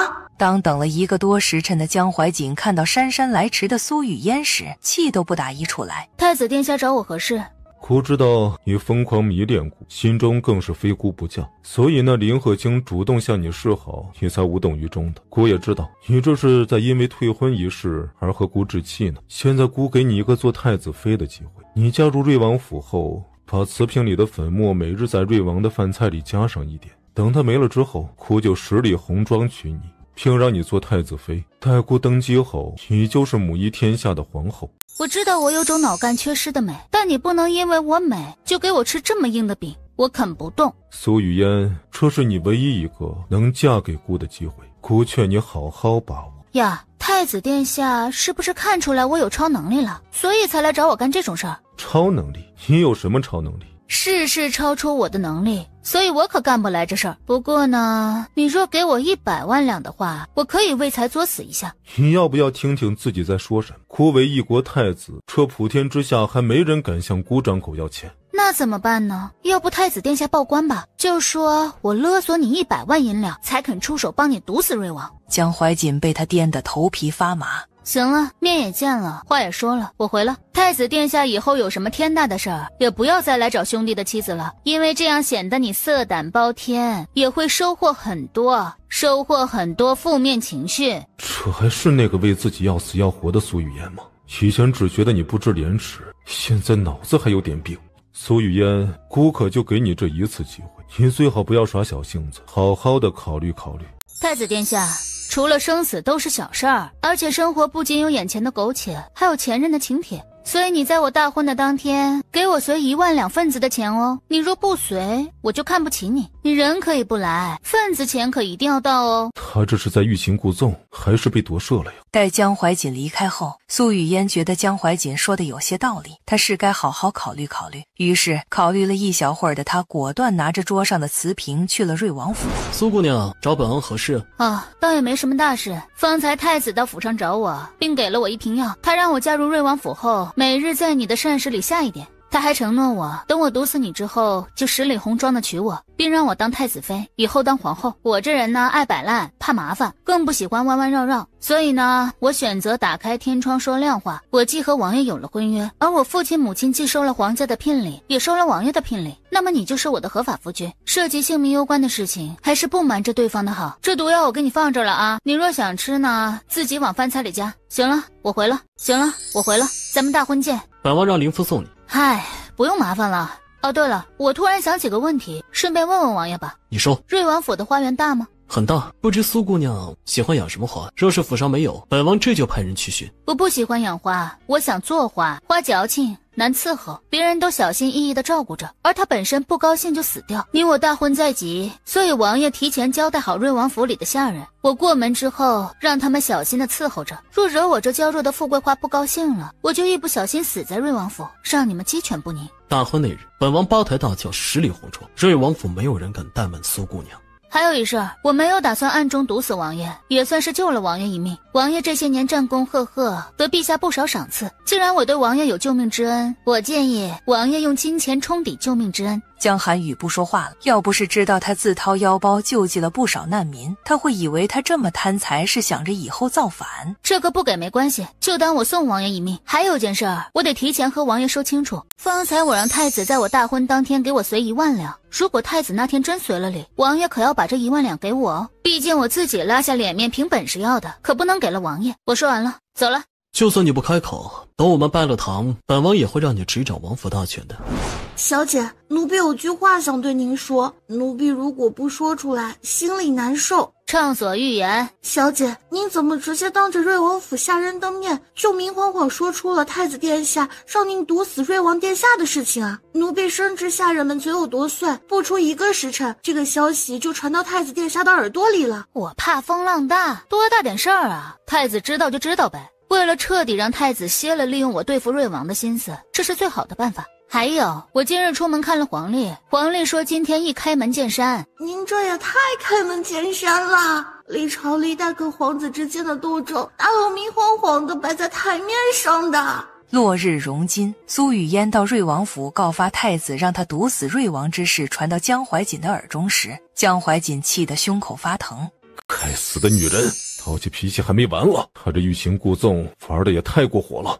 气不过的江怀瑾第2天一早又来找苏雨嫣，他是来让她帮忙出面澄清的。太子殿下稍等，奴奴婢这就去喊小姐。已经摸清楚苏雨嫣生活习惯的秀儿并未去喊苏雨嫣，而是专门去给江怀瑾沏了茶。秀儿从腰间摸出一个瓷瓶，打开并将无色无味的粉末倒入了茶水中。你当众推婚我家小姐，让我家小姐沦为京都的笑柄也就算了，昨天竟然还敢让我家小姐去毒死自己的夫君。瑞王殿下自掏腰包下了那么多聘礼，给足了我家小姐的颜面，且瑞王殿下后宅干净，我家小姐嫁过去不要太幸福。而你这弃妾成群到处留种的种猪，竟然一点不避嫌，今天又来找我家小姐，你这是准备让瑞王殿下对我家小姐心生嫌隙吗？哼，你这为达目的不择手段的坏人，现在就尝尝菊花残的滋味吧。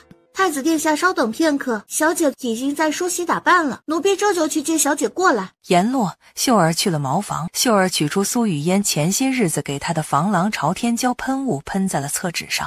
本来还特别困倦的苏雨嫣，听到秀儿做的这惊天地泣鬼神的大事后，立刻困死床上惊坐起。秀儿，你要是这么玩的话，我可就不困了呀。这么好玩的事情，我得到现场观摩呀。太子殿下大驾光临，所谓何事？江怀瑾刚想说话，却见他忽然皱眉起身。事情一会儿再说，姑的肚子有些不舒服。将军府的茅厕在哪儿？太子殿下虽小的来，小的带您过去。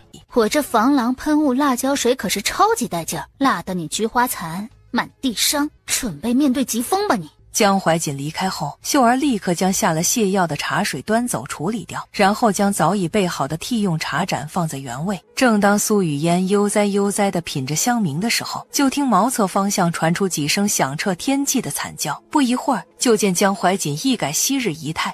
你们好大的胆子！你们对姑做了什么？什么大胆？我怎么听不太懂太子殿下在说什么呀？太子殿下是哪里不舒服吗？不好说，不好说。啊，我知道了，我爹两袖清风，那点俸禄只够将军府上上下下的人吃饱穿暖，所以府上的茶叶呀，都是去年或者前年的旧茶。太子殿下是天皇贵位，喝茶肯定只喝新茶。今日这是喝了我家的陈茶而闹了肚子吗？既如此，我这就让府医给太子殿下来瞧瞧。喝陈茶怎么会喝得屁眼疼？竟是有人在茶水里或者厕纸上加了东西。将军府的人好大的胆子，竟然敢这般对待姑。太子殿下，饭可以乱吃，话可不能乱说。即使我家武将出身，脑子比不上文官那么好使，但我们府里的人也不会傻到在自家坑害太子殿下呀，这不是自寻死路吗？殿下先坐一会儿，我这就让下人们去请府医来看看这茶水里到底有没有被人添加过东西。你们两个，一个拿着姑方才喝茶的茶盏，一个到茅房将所有的厕纸都拿上。姑这就进宫，让整个太医院的人查查这茶水和厕纸有没有问题。说是有问题，姑要狠狠地参将军府一本。小姐放心，茅房里的那些厕纸，奴婢就只在最上面的2张喷了防狼喷雾，已然已被太子殿下用过并丢了。侍卫们待会儿拿的那些都是没有动过手脚的。秀儿，你是怎么做到既社恐又让社会惊恐的？小姐别打趣奴婢了。不错不错，变态又缺德，甚合我意。小姐昨天那猛如虎的操作让奴婢受益匪浅，若是小姐昨天在太子走后没有立刻去找瑞王殿下开门见山，而是选择置之不理，瑞王殿下肯定会因为这件事对小姐心生嫌隙，所以奴婢觉得发癫只是您的保护色，智慧才是您的真性情。即使小姐昨天去瑞王开门见山之举纯粹是想颠一下，小姐这么颠，奴婢也得赶紧转型当个颠丫鬟才行，这样才可以一直伺候小姐而不被他人取代。秀儿，小姐真是越来越喜欢你了。奴婢从小受着夫人的恩，定会誓死效忠小姐。当凌风将江怀瑾早上去找苏雨嫣，最后却夹着屁股1步3蹦地从将军府跑出来，并直奔皇宫一事一字不落地汇报给江涵予后，江涵予差点笑出声。他的未婚妻既能凭一己之力施恩底层人民，也能凭一己之力带颠身边人。等下我给你5000两，你带着府中下人买粮食粥。小姐真是菩萨心肠，高风亮节。主要呢是想挑战一下御史的能力，看看他以后会怎么去着密记载又颠又贡献颇多的我。小姐，3天后您就大婚了，咱回府之后让府医来治治您的颠重吧。您在自己家可以为所欲为，嫁到了瑞王府还是正常一点的好。发癫会上瘾，颠颠更健康，你以后会懂的。万一瑞王殿下一气之下，大婚那天不来接亲了怎么办啊？不要慌，不要慌，太阳下了有月光。如果瑞王那天没来接亲，那就是真没来。秀儿啊，你对你家小姐的实力一无所知。以前我在乡下的时候呢，曾救过一个童颜鹤发的老者，他自称仙人，因炼制仙丹时打了盹，炖坏了一整炉仙丹，而被贬下凡受罚历练。机缘巧合之下遇到了我，他在凡间历练完毕回到天庭之后，专门给我送过一瓶仙丹以示感谢。小姐我呢，早已把仙丹服完，仙丹也早已融入本小姐的血脉，所以小姐我呀，是有些灵力和气运的。在你家小姐这里，不是哪个男人娶了我的身份就会水涨船高，而是你家小姐最后爱上谁，谁就是天选之子，就是这个时代最逼的幸运儿。小姐，奴婢只是学识浅薄，无事智障。你这丫头啊，越来越有我那颠味儿了。2日后，王府迎亲仪仗如龙，鼓乐震天，江寒雨策汗血宝马，行于迎亲队列之首，日华流照，应其俊容深谋，令人倾慕，形貌出众，途人皆注目而观。老臣恭迎殿下。苏将军不必多礼，小女顽劣，望殿下垂怜。岳父放心，本王必当真知重之。皇家规矩多，你今天进了瑞王府的大门，切不可还像在自己家那般随心所欲。以后你难过了，可以给大哥书信。大哥，我会好好的，咱们苏家也会好好的，你去戍边不用担心家里。苏战背着苏雨嫣走出将军府府门，就见瑞王府接亲侍从已经抬着华光熠熠的万公轿等着了。3声礼炮震天，仪仗浩荡启程。我娘说吃喜糖能沾到喜气，哥哥吃糖。这糖于哥哥而言是天下最苦的糖。普天之下哪有糖会是苦的？累了吗？要不要本王先帮你把凤冠取了，再喝金酒？嘘寒问暖，不如给笔巨款。这是王府的库房钥匙和账本，以后瑞王府的钟馗由你全权打理。王爷，救命之恩你一点不报也就算了，现在可不兴恩将仇报呀！你快拿走啊！我嫁过来是来躺平享受的，可不是来当牛马的。正常女子如果得到了夫家的钟馗，不应该是喜逐颜开吗？但是不能够用正常的眼光来看待他，可我偏偏就喜欢这种被他颠得要死不活的感觉。本王明白你的意思了。虽然是包办婚姻，但这新婚夜咱俩还得在同一个屋檐下凑合一晚。说太后和我母亲得知你我新婚夜就分房而睡，后期他们定会绞尽脑汁的让我们同房。所以呢，为了一劳永逸，委屈王爷打个地铺凑合一晚。王爷放心，过了今晚我会离王爷远远的，绝对不会打扰王爷。你还真是什么都敢说呀！本王不打地铺。王爷别看我嫁过来是来享受荣华富贵的，不是来打地铺的。既然咱俩都不想委屈自己，那咱俩就同床异梦凑合一晚。我用被子在床榻中间隔出一条边界线。语罢，他自顾自地用喜被在床榻中间隔出一条楚河汉界。哦，对了，王爷，既婚之则安之。那么我们就说说各自的要求吧。我呢，一共有2个要求。第一，王爷以后往府里抬人，不要选琴棋书画样样精通，而且还能左右手同时写字作画的女子。你若想学这些，本王可以给你找优秀的夫子来教你。我没事学那玩意儿干嘛？我是怕王爷以后娶一房左右手都特别灵活的姑娘，她会抢我的饭菜。大家都生活在后院，以后逢年过节难免会同桌而食。若我和一个左右手十分灵活的姑娘同桌而食，那我能加到什么啊？当然了，王爷以后娶谁宠谁，我也不会干预插手。但是王爷别让你的女人主动来招惹我，因为我不仅没有道德，而且还五行缺德。在我这里，人间大事吃喝2字，吃好喝好，快乐不倒。只要你的女人不主动招惹我，我绝对不会往你们跟前凑，打扰你们的甜蜜。但是如果他们不知好歹，主动舞到我面前，别怪我出手狠辣。这第二嘛，我以后尽自己最大的努力也做不到大门不出二门不迈，所以我回娘家的次数会多一些。我大哥常年戍边，苏老二忽略不计，母亲刚与我这个亲生女儿相认不久，就再次骨肉分离，我得多陪陪她。好，你方才说的2个条件，本王尽数答应。那王爷说说你的条件吧，我尽量都不答应。本王暂时还未想好，等以后想好了再说吧。那以后再说以后的事儿，至于到时候我认不认，也以后再说。江寒雨又不想说话了。由于从不早起的苏雨嫣今日起得比鸡早，所以困到不行的她说完之后安详一躺，原地就寝。2个时辰后，江寒雨让下人去烧热水，且只让下人放到寝殿门口。他要营造出一副他们已经圆房的假象，以便堵住双方长辈的嘴。夜半闲静，睡相不怎么好的苏雨嫣踢开了横在2人之间的喜被，然后他的一条手臂搭上了江寒雨的腰。就在他借着月光欣赏着枕边人绝美容颜时，苏雨嫣的一条腿搭上了他的身上，看了看他搭在自己身上的腿，他的目光里染上一点雪绒花般的温柔。静谧无声的寝殿内，只有他加速的心跳声和他浅浅的呼吸声。晨光微熹，见他依旧睡得很香。江寒雨轻柔地将他搭在自己身上的腿和手臂放回原位，然后穿衣下榻。你们两个现在带几个人下去库房，搬5000两金锭过来。交代完，江寒雨轻手轻脚地返回寝殿，并喊醒了苏雨嫣。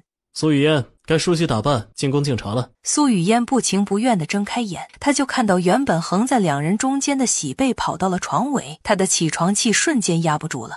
王爷，你不讲武德，竟然将我们之间的楚河汉界踢到了床尾。你今天敢踹被子，明天就敢踹我，实在是太可怕了。本宫有件事要告诉你，你之前说的救命之恩，本王打算以王府钟馗还之。但是你既然不想要执掌钟馗，那本王就折成黄金。本王命林峰和凌云从库房取5000两金锭给你，算是本王答谢你的不毒杀之恩了。谢少爷啊，不，谢王爷。王爷还真是个德才兼备、万里挑一的好男人，怪不得京都不少女子都对你芳心暗许。等你梳洗打扮完，黄金也就到了。苏雨嫣闻言二话不说地去梳洗。苏雨嫣以最快的速度闪现到江寒雨的眼前。金子呢？在屏风后。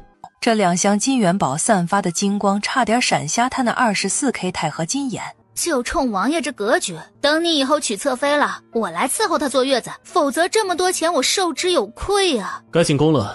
太后娘娘以后多时，王爷王妃请随老奴入内。皇后娘娘一早派人来太后宫中递消息，说是身体抱恙无法出门。太后娘娘让老奴告诉王爷一声，既然皇后身体抱恙，越王殿下不必携王妃专程去给她敬茶。孙儿给皇祖母请安，愿皇祖母福寿安康。孙媳给皇祖母请安，望皇祖母福寿安康。好，茶好，心意更好。苏丫头，哀家终于从你口中听你叫皇祖母了。来人，瑞王妃端庄优雅，上白纸玉镯一对，霞光锦10匹。礼毕，太后赐座。闲话片刻，江寒雨携苏雨嫣从太后那里出来。困得很，回府我就补觉。江寒雨大掌握住身旁美人雪白的柔仪。宫中人多口杂，你我现在每一个动作都会传到皇祖母的耳中，同样过不了多久也会传到苏将军夫妇的耳中。既然彼此都想让亲人放心，出门在外演伉俪情深可以解决不少麻烦。江寒雨想直截了当地告诉他自己心悦他，但他能感觉到他对自己并没有男女之情，且他知道他思想前卫，他也怕从他口中听到一些不想听的话。王妃喜欢什么样的男子？王妃喜欢什么样的男子？王爷，我与那林鹤清清清白白，根本不似坊间传言那般。我们本无缘，全靠我发癫。我和他之间纯属合作赚钱的关系，彼此没有一点男女之情。至于洛无尘，希望他早日放过自己。见他主动向自己解释，江寒雨刀削斧凿般的俊脸染上一丝柔和。而至于我喜欢什么样的男子嘛，这还用问吗？我当然是喜欢会发光的男子，比如财神爷和如来佛。王爷能派人让林鹤清1个时辰后到府上一趟吗？我想问问他布袋戏班子的规模如何了。明天回门，我打算让戏班子到将军府表演一番，让亲人们一睹布袋戏的风采。至于为什么是让他1个时辰后再来，是因为我得先补一觉。林峰，传林鹤清1个时辰后到瑞王府。王爷与皇室的公主们的关系如何？后宫子嗣不多，所以一直希望后宫子嗣颇丰的皇祖母让本王呵护庇护几个皇妹。本王期待他们仁厚，也承诺皇祖母和他们各自的生母有本王在，大芬公主绝对不会背井离乡的去和亲，所以他们及他们的生母都很感激和尊敬本王。你问这个事？是这样，我想邀长宁公主明日下午到将军府欣赏布袋戏，因为我大哥心仪长宁公主，我想为2人牵个线。好，明日下午长宁公主定会到将军府看布袋戏。王爷对我虽然没有感情，但该给的排面和尊重真是面面俱到，是真男人。即使王爷是因为想拉拢苏家而对我这般，但王爷如此的表里如一，也非常人能及。1个时辰后，臣民见过王妃。我和王爷解释过你我之间的关系了，我喊你过来呢，是想问问布袋戏的戏班子如今是什么进度。不瞒你说，我比你更先向瑞王殿下解释过我们之间的关系。展开说说。待林鹤清将江寒雨到丞相府找他一事一五一十的全说了后，苏雨嫣露出了一个地铁老爷爷看手机的表情。第一印象都差到姥姥家了，居然还能耐着性子去折流言蜚语中的桃花。你们男人啊，是真爱面子，是真在意帽子的颜色啊。爱美之心，人皆有之。王妃面赛芙蓉，我觉得王爷对你不可能平静无波。不聊这个了，说说布袋戏班子的事儿。戏班子收了很多羌州逃难而来的难民，经过杂耍摊一家的倾囊相授，如今也算是小具规模。我与杂耍摊摊主碰过几回面，将自己的一些想法和他详细沟通过。现在布袋戏有传统经典的模式，也有融入了新元素的流行模式。不错不错，你真是天选牛马呀！明日我回门，想让家里人欣赏感受一下布袋戏的魅力。明天末时2刻，你让摊主带着戏班子到将军府上表演，演出费和赏钱少不了他们的。既然你我都向王爷澄清解释过我们的关系，那明日我能否带着班子亲自去将军府？我现在特别想近距离看一看一国名将那威风凛凛的状态，所以很想到安全感满满的大将军府上看看。可以。最近生意怎么样？香皂、肥皂的生产和销售已步入正轨，酒精提纯才刚刚起步，事情太多，所有人手都需要从零学起。生意上你忙前忙后，属实辛苦了。你付出这么多，以后盈利你7我3，不必再5分了。语嫣，瑞王殿下对你还好吧？谢谢关心，是个人对你都比你对我好。以前我为了苏瑶，上你的话没少说，上你的事儿也没少做，是我不对。可是现在我明白了，义无反顾的对和自己有着血缘关系的亲妹妹好才是王道。语嫣，以后我会奉上我全部的真诚，去弥补以前犯下的错的。收手吧，苏老二，2个人互相真诚才是必杀，一个人单方面真诚那叫杀必。怎么感觉这话怪怪的，但又不知道哪里不对劲。我以前对你的态度比你现在对我的要恶劣得多，所以我一定会再来的。苏雨嫣没有再理苏哲，她一个人坐在前厅，边喝茶边做心理建设。1刻钟后，二公子，小姐让奴婢把这块糕点送来给您吃。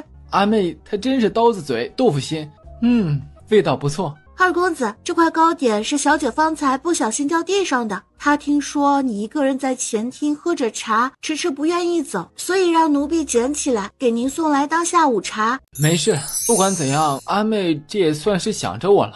语毕，他满面春风地离开了瑞王府。用过晚膳，江寒雨果断去了苏雨嫣的房里。王爷所谓何事？如今几方都盯着你我2人，新婚燕尔，自然是同床共眠，才能够堵得住悠悠众口。你明日回门，今日若分房而睡，你明天如何应对将军夫人的追问？况且本王也不能够让外人觉得是本王不行，才会在大婚第2晚就与妻子各睡各屋。那就同床共枕10天半个月，走个过程。只是接下来的日子，委屈王爷到睡觉的点儿自己送上门来，因为我懒得走1里地去你房里睡。王爷放心，我上道的很。待分房睡的前2天，我会状若无意的向府里的婆子们吐槽王爷太龙精虎猛，太有劲儿了，是我遭不住才要和王爷分房睡的。而且呢，以后我也会和府里的婆子说是我不孕，不是王爷不育，这样王爷就可以在不得罪苏家的前提下，名正言顺的纳新人进府了。王爷被我强过，估计对我只有恨意，没有生理欲望。既然王爷对我清心寡欲，如老僧入定一般，那我就不搞楚河汉界了，反正搞了分界线也是被王爷蹬掉。王爷，夜深了，要不要聊点夫妻之间很刺激的话题？王爷孑然一身多年，一定存了很多钱吧？具体有多少钱呢？我没别的意思啊，就是想算算以后和离了自己能分多少。和离分钱果然够刺激，只是钱你可以随便花，本王这辈子都不会放你离开。明天要早早的起床回门，我给王爷表演一个弹指间入睡。晚安。妻子的风感总带着一股不顾他人死活的美感，可能我爱的就是他这一点吧。没想到我的品味竟然如此的独特怪异。翌日，江寒雨陪苏雨嫣一起回门。晚膳过后，苏雨嫣以要给长宁公主江沁月和云英公主江黛云讲故事为由，将他们带去了后花园的凉亭内。在如此良辰美景下，苏雨嫣给大家讲了个唐僧师徒4人被曹操逼上梁山，途中不仅遇到了倒拔垂杨柳的鲁智深，还遇到了林黛玉，然后孙悟空和贾宝玉雄竞林黛玉的故事，听得同为穿越人的林鹤清是又麻又惊。麻的是他竟然将4大名著串联融合在一起这样讲，惊的是他竟然将4大名著串联融合的无比丝滑后形成了一个新的故事。王嫂，这个结局我不能接受。取经路上，别的妖怪都想吃唐僧肉，唯有女儿国国王是真的喜欢唐僧。面对如此真挚的感情，唐僧都不开窍。没错，他不开窍是他的损失。先娶女王再取经，不负如来不负卿才是人生赢家。对，这样才圆满。皇嫂，我觉得林黛玉和孙悟空更配。如果我是林黛玉，我肯定会义无反顾地选孙悟空。悟空武力值天花板，而且三观极正，简直太讨喜了。没想到长宁公主竟和我的眼光一样，我也喜欢孙悟空和林黛玉这对 CP， 我还给他们取了个很拉风的名字，叫雪王大圣代。雪王大圣代，不愧是你啊，小作坊下来就是猛啊，磕 CP 可以冷门，但不能邪门啊。长宁公主，你喜欢我大哥吗？不喜欢。这女人啊，如果可以自己选择，一定要选一个自己不喜欢的人在一起。跟不喜欢的人在一起呢，你能拿他当狗，在不喜欢人的面前你可以为非作歹，而在喜欢人的面前呢，你唯唯诺诺。正常的恋爱固然美好，但完全占据主导的感情才会更爽。所以用心爱的体无完肤，找个不喜欢的，而对方爱自己的不可能输。刚好我大哥对你一往情深，你不喜欢他没关系，但跟他在一起啊，保证错不了。他终于还是颠成了我想象中的样子。哎呀，阿妹呀，早知道你是这样替大哥牵线搭桥的，大哥说什么也不会跟着你来这里呀。我应该在湖底，不应该在这里呀。听君一席话，胜读10年书。皇嫂说的没毛病，我知道皇祖母特别喜欢皇嫂，所以说动皇祖母去找父皇为我和苏将军赐婚一事，就拜托皇嫂了。只是我若真的嫁给你大哥，你我二人之间以后该怎么称呼啊？好说，等你嫁进将军府后，咱们各论各的，你喊我皇嫂，我喊你公主。好，就这么定了。啊，这就成了。末将心仪长宁公主多年，定会待公主如珍似宝。父亲对母亲10年如一日，所以苏家家宅安宁。末将会终生不纳妾，与长宁公主一生一世一双人。皇嫂，你为什么不早点嫁给二皇兄啊？我为什么不早点遇到皇嫂？如果我早遇到皇嫂，哪里会在牛角尖里钻那么久？苦海无涯，回头是他。现在一点都不晚，先遇到了错的人也好，这样以后才会珍惜对的人。苏将军威风凛凛，仪表堂堂，而且也立过军功，是京都不少女子的梦中情郎。公主言重了，公主金枝玉叶也是不少男子的梦寐以求啊。只是末将常年驻守边关，若有幸真能娶到公主，公主以后要饱受聚多离少之苦啊。敌国好战，隔三差五的就要犯个贱来主动侵犯我国边关，下次敌国再来犯之时，就是我大封一统天下之日。到时候跟着苏雨嫣一统天下，不就可以名垂青史了吗？千古留名之后，不就可以向云英公主表白，并展开猛烈的攻势了吗？前途一片光明啊！将林鹤清的所有表情变化尽收眼底的江寒雨，他的王妃竟然如此的深不可测。妻子到底来自哪里？怎么可以如此的鲜活有趣？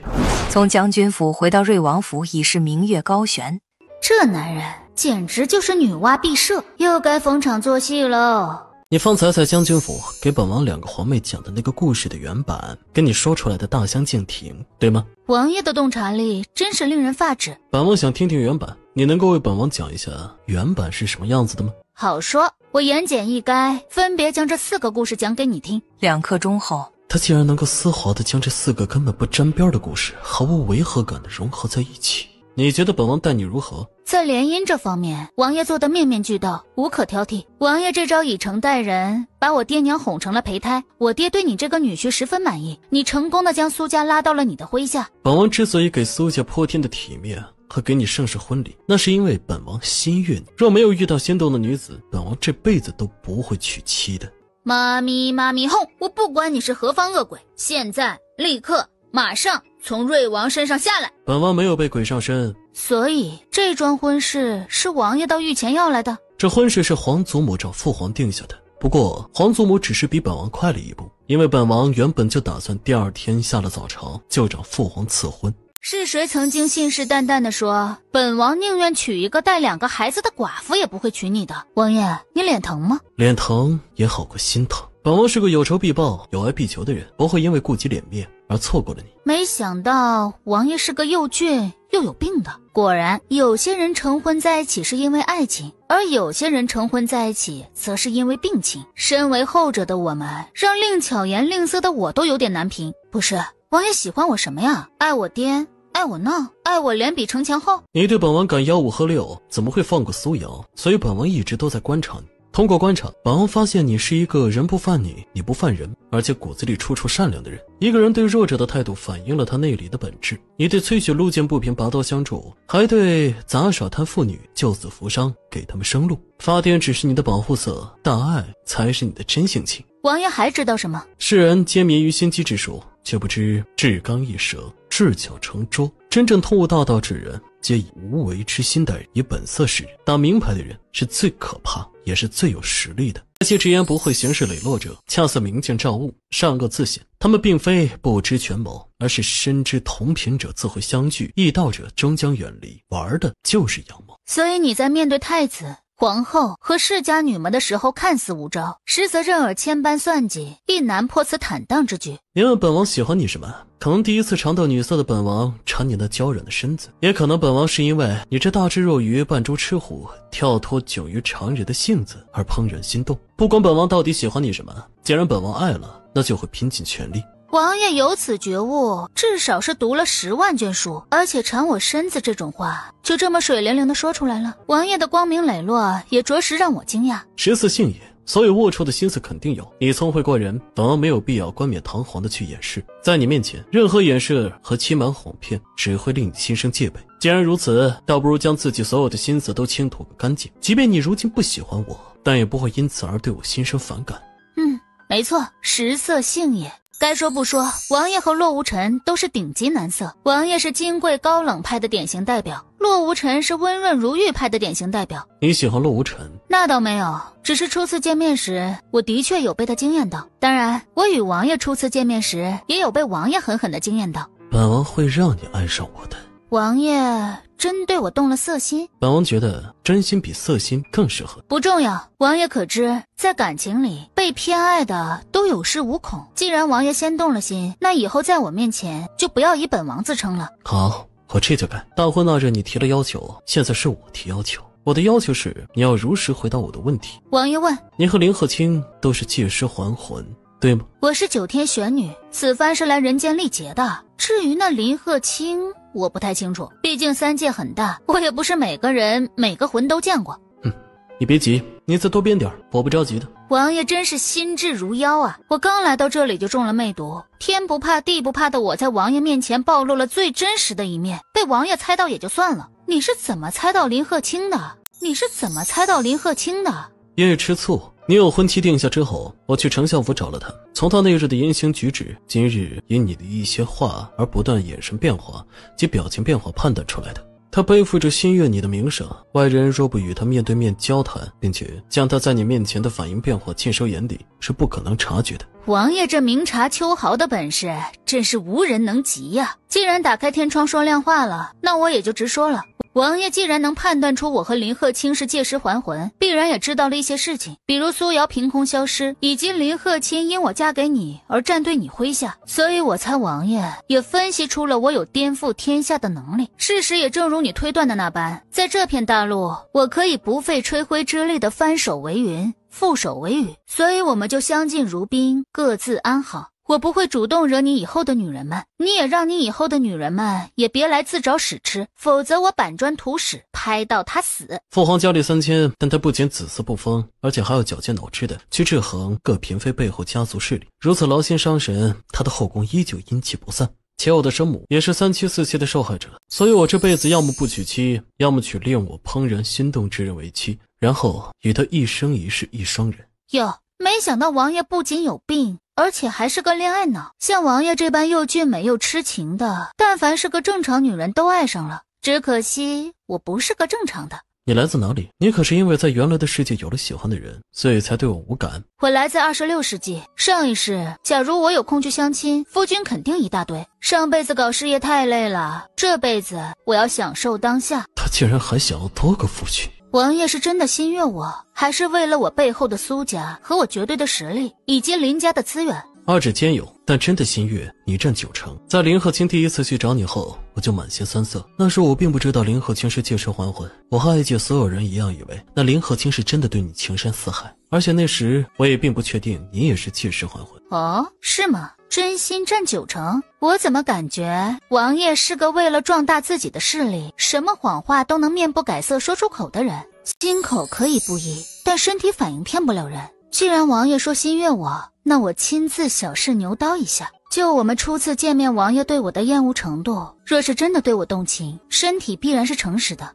言落，他将红唇凑到他的耳边，咬了咬他的耳垂，并吹了口香风。王爷，这叫蜻蜓点水。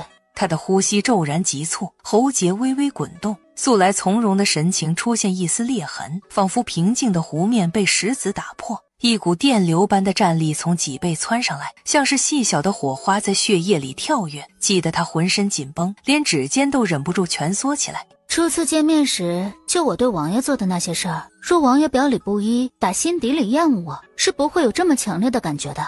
既如此，那王爷就单方面谈恋爱吧。我呢，喜欢有钱花，随便花，王爷记得投其所好就行。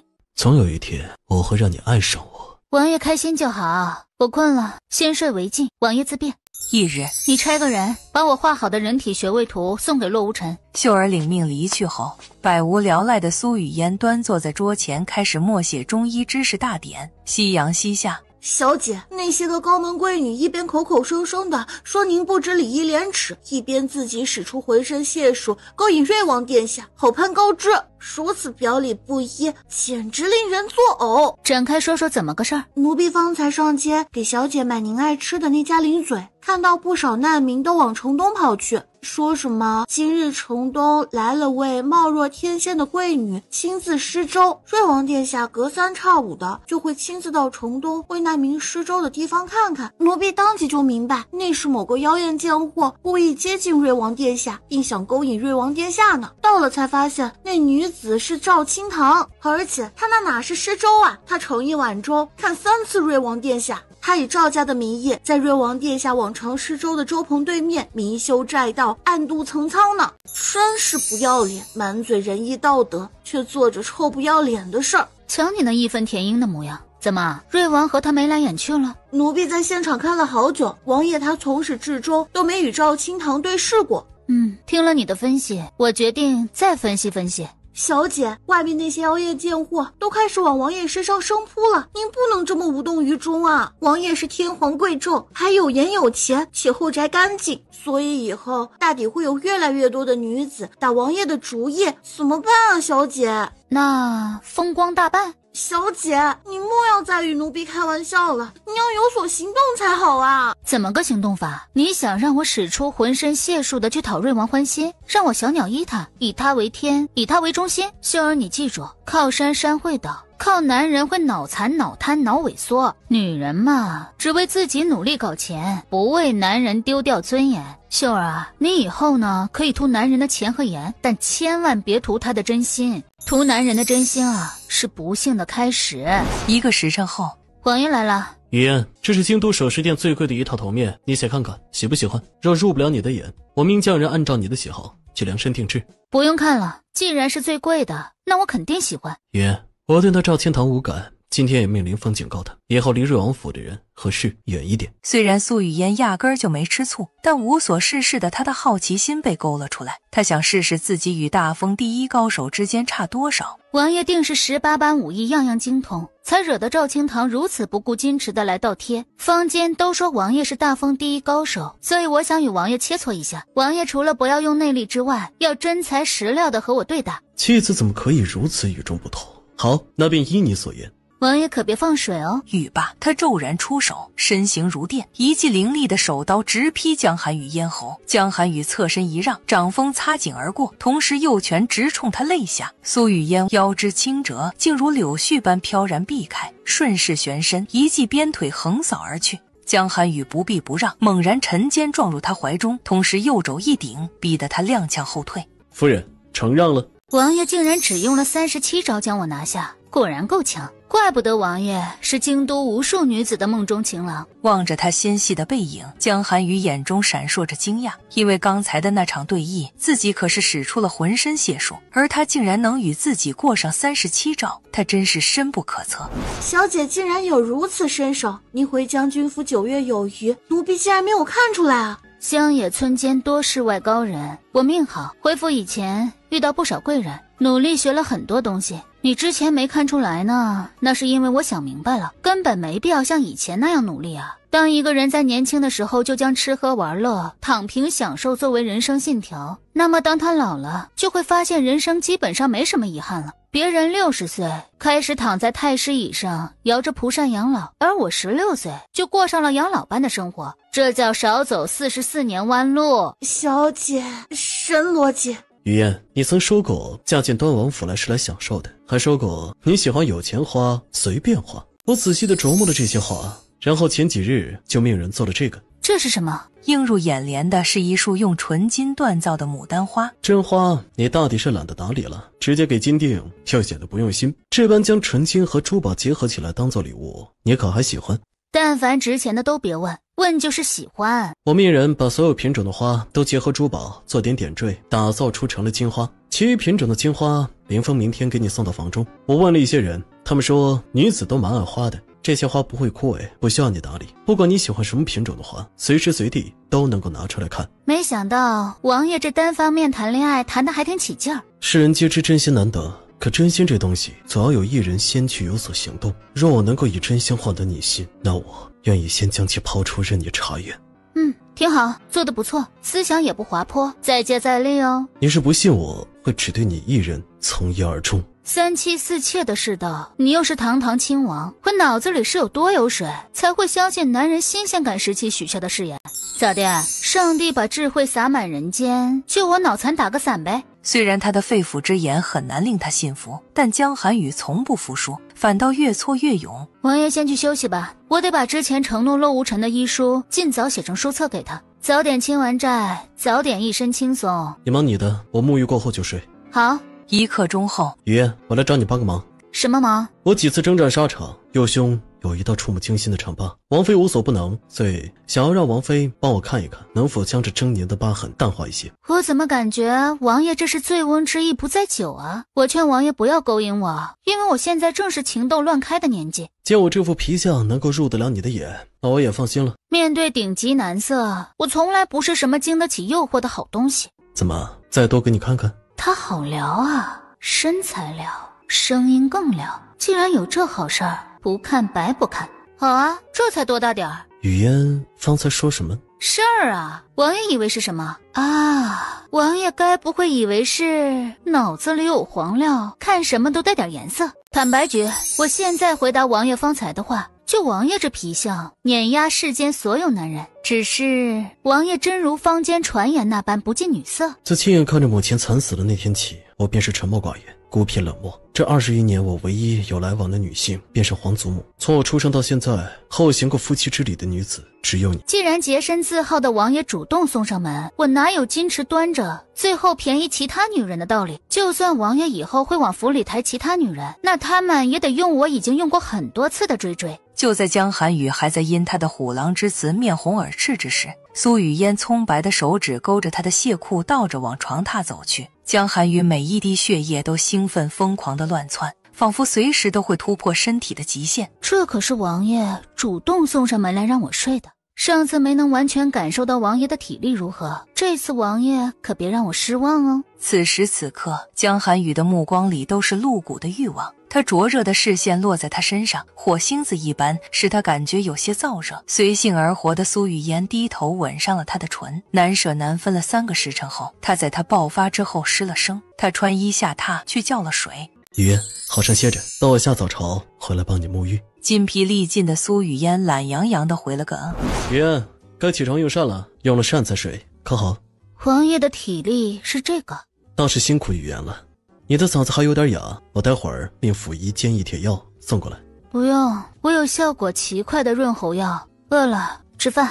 用过膳后，苏雨嫣回房补觉。落日融金之时，处理完政务的江寒雨去了苏雨嫣房里。王爷来了。是我将你吵醒了？不是，睡了一天了，2刻钟前就醒了。昨晚倒是辛苦语言了。没想到王爷的难得挺好的。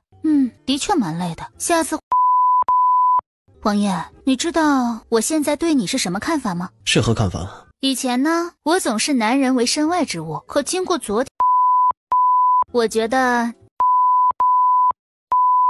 而且虽然我只和王爷，但我能肯定王爷是这世界上，我可太满意了。语言，我有一事跟你说。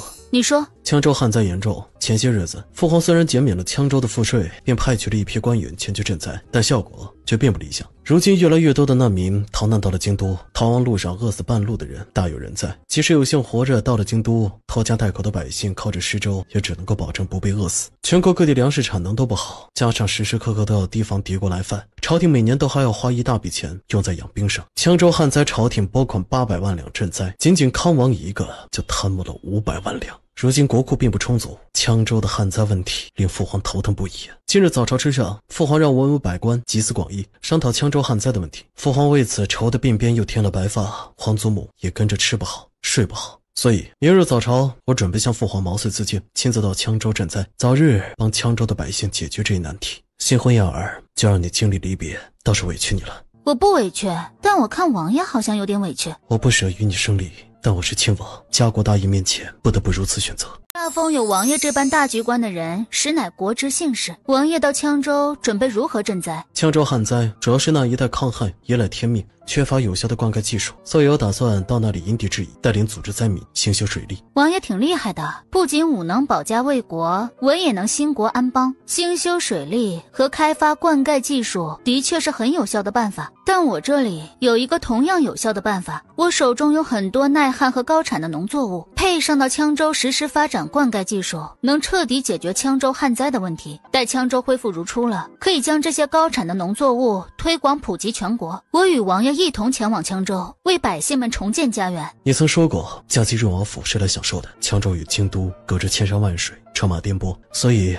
你只需将耐旱的农作物交予我，你留在王府，怎么舒服怎么来。我穿越来这里之前，是国家最优秀的特工，民族大义和家国天下是刻在骨子里的。如今我顶着端王妃的头衔，救百姓于水火之中，也是理所应当的。况且我祖父和父亲戎马一生，拼尽全力助皇家守护万里河山，站在苏家嫡女的立场，我也应该去拯救那些百姓。再者，这是有功于江山社稷的事情，做好了是可以名垂青史的。虽然我并不执着于这个，但能为忠心耿耿的苏家挣一份荣耀，我就得做。人与人相处都是相互的，一味的付出和一味的接受都不长久，而我又是个从不占任何人便宜的人，所以结合王爷给足了苏家颜面和三观极正，我此番就助家国情怀王爷赢得民心。于言，谢谢你。此番到羌州赈灾，我一定会安排下人做好万全的准备，尽量让你少吃点苦。王爷待我不薄，所以不必挂齿，王爷挂心上就行。妻子说话永远是那么的出人意料啊。好，语言对我的好，我会铭记于心的。王爷，既然要远下羌州，我明天回将军府好好陪陪爹娘。我等会儿就命管家到库房里多拿一些贵重物品，你明天回娘家带上。翌日，将军府欢声笑语了一天。天色已晚，燕儿该回去了。没事，我再陪陪父亲母亲。这一别至少几月不见，而且王爷他政务繁忙，我回去也是望着屋顶发呆。本王怕王妃等会儿走夜路不安全，所以亲自来接才放心啊。是臣夫舍不得女儿乱了规矩，还请瑞王殿下见谅。苏夫人言重了，在本王这里，王妃可以随性而活。燕儿同瑞王殿下回去吧。母亲放心，女儿会照顾好自己的。待女儿归来，第一时间回来看望母亲。本王心悦王妃定会与她全部护她周全。苏将军和苏夫人大可放心。老臣多谢瑞王殿下对小女的厚爱。我并非是来催促你回家的，只是语言回娘家一天，我就魂不守舍一天。没想到王爷这单方面谈恋爱，还谈得挺有声有色。的确是有声有色，主要还是有色。王爷这么快就被我同化了？一本正经了20余年，偶尔体验一下语言口中的做人，没必要太正常，也倒挺好。语言了解你越多，就越沉沦，因为你使春花秋月都变得暗淡无光。如果你喜欢别的女人，那么你会有看走眼的风险；如果你坚定不移的喜欢我，那么恭喜你，你眼光天下第一。我从来不相信什么一见钟情，但我每次照镜子的时候都会动摇。哎呀，我这无与伦比的美貌啊！我跟你讲哦，这谈情说爱呀，就要跟长得好看的谈的，因为和长得好看的谈崩了还算战绩，如果和长得丑的谈崩了，那就是案底了。所以综上所述，你单方面的和我谈恋爱，简直赢麻了呀！和如此鲜活有趣的你过日子，这辈子都不会腻。是的，王爷的确赚大了，所以王爷要在对我热恋沉迷期间多砸点银钱给我，让我也多少赚一点。女子都爱美，所以这是我专门送给你的，为你沉鱼落雁的容颜锦上添花的。我刚在路上念到钱，现在就有了，干得漂亮呀！下次再接再厉哦。好，我以后会再接再厉的。雨嫣，今日早朝之上，我向父皇提议亲自到羌州赈灾之事了。父皇派了一个综合性的团队与我同行，由我全权调遣，其中司农处、户部和工部的官员颇多。我给他们1天的收拾时间，我们后日一早便出发羌州。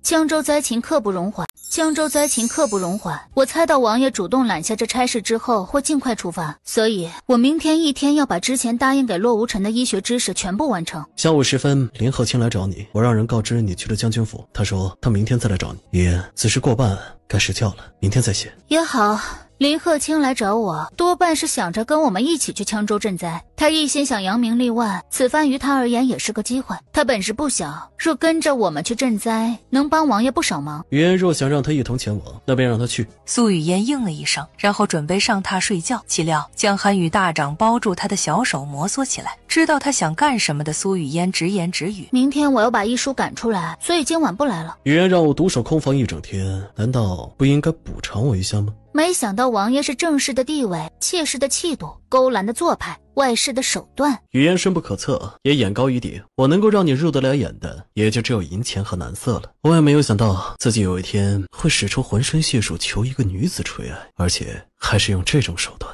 淡定淡定，自己什么样的男色没在精彩的互联网上见过啊？这种级别的男色还真没见过，原来这世间根本不存在不为美色所动的人，如果有，那就是不够美。我这人啊，什么都能抵挡，但就是抵挡不了顶级男色。王爷以男色诱之，我若拒绝，岂不是要让王爷以一次勇敢的尝试换来一辈子的内向？那我们今晚通宵，就算以后王爷往府里抬新人了，他们也只能用我剩下的。很快，他湿热急促的吻密密麻麻地落在了苏雨嫣的身上。瑞王府这边是琴瑟和鸣，皇后的宫中亦是灯火通明。母后都安排好了吗？太后前些天刚敲打过我们，本宫本来还打算等太后没了以后再对瑞王夫妇下死手，谁知道那瑞王竟然主动请缨去羌州赈灾。他本来就军功累累，深得人心，如今又迫不及待地去羌州赢得民心，要怪就怪他风头太盛，不能怪我们心狠手辣。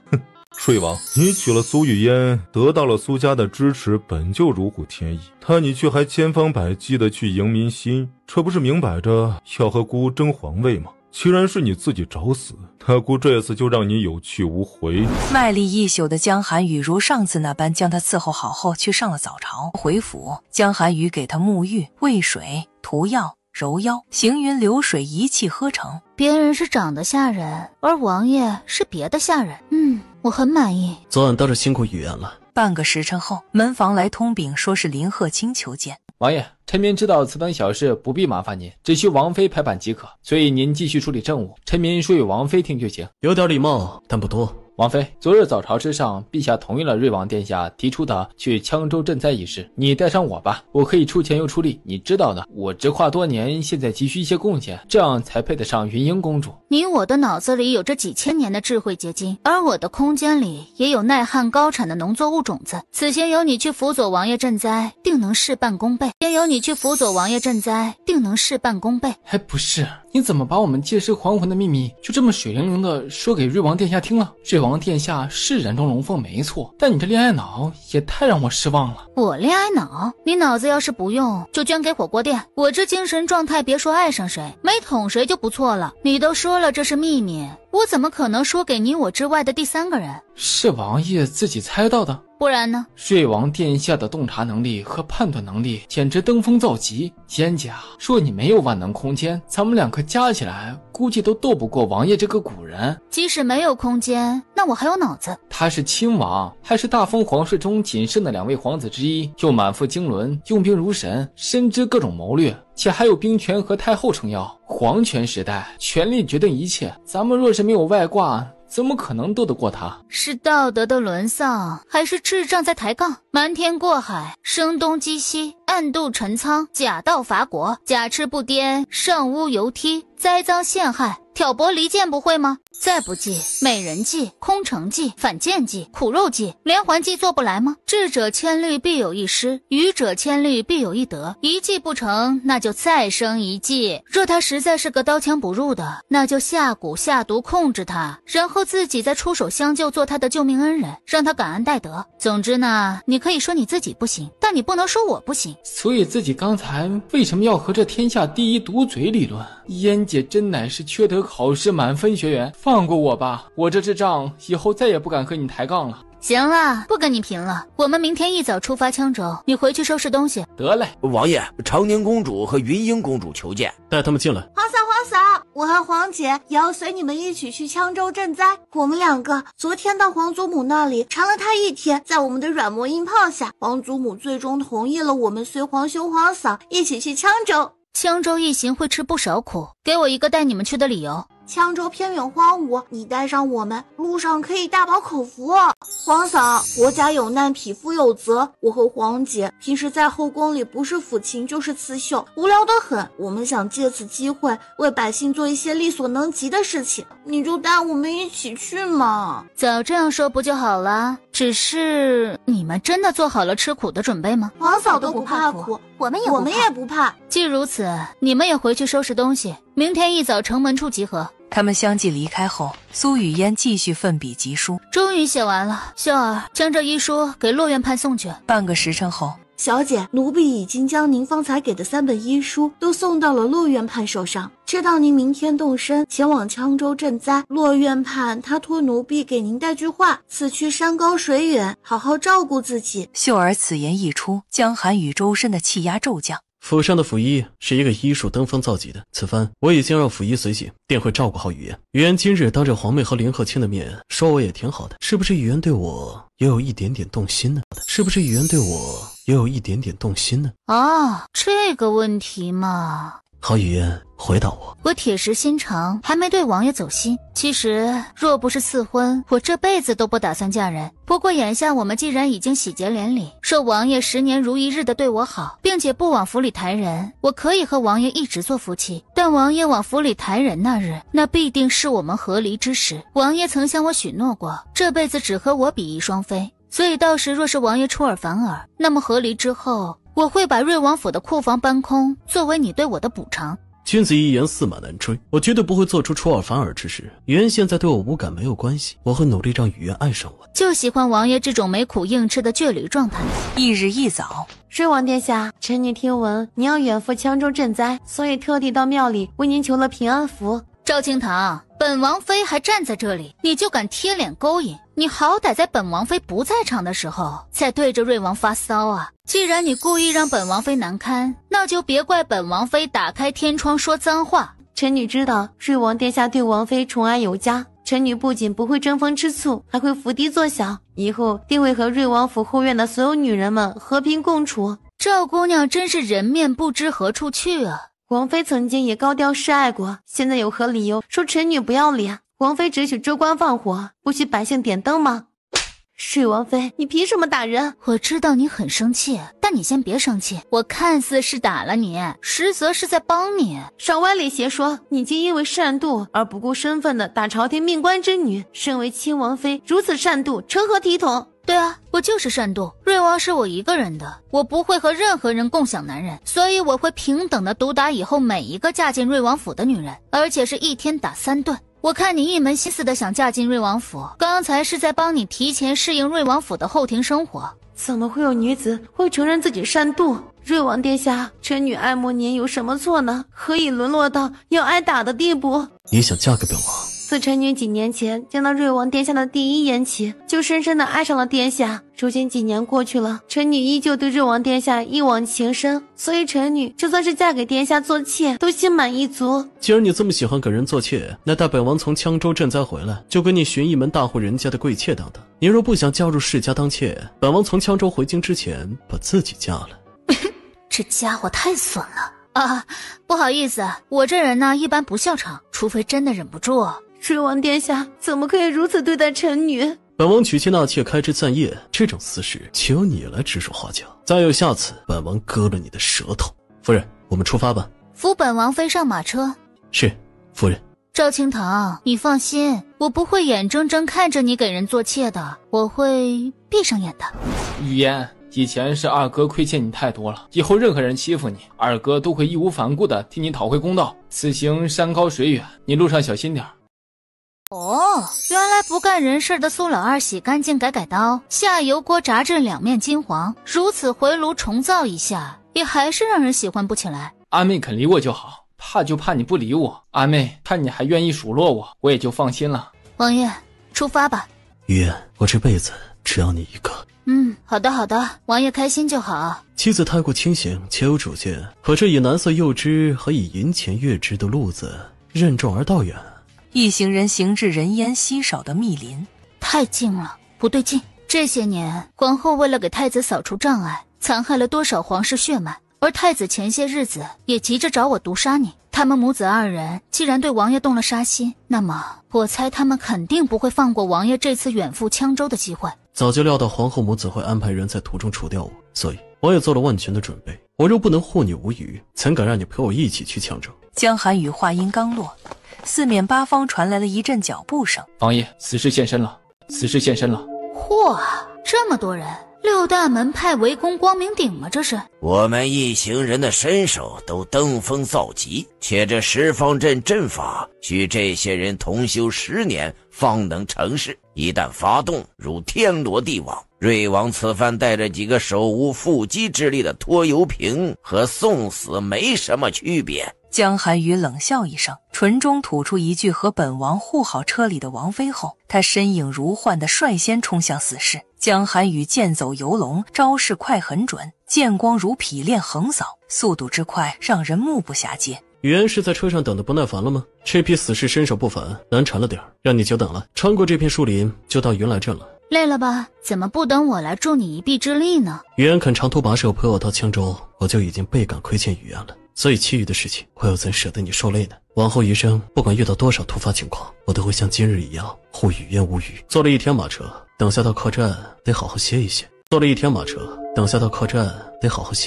客栈内，王爷今天早上对赵清潭那般，可谓是杀人诛心啊！他那家世，若是去给人做妾，他们家族的脸面还要不要了？所以呢，赵清堂肯定会在我们从羌州回来之前，就会赶紧找个门当户对的嫁了。我向来不是一个好脾气的，不可能再给他挑衅语言的机会。父皇后宫那些女人为了争宠的毒辣手段，我这些年见得太多了，快刀斩乱麻才不能够给语言添堵。等我们从羌州回来，他这孤注一掷还没嫁，待我扳倒了太子之后，就给他寻一门好妾室，让他当妾当过瘾。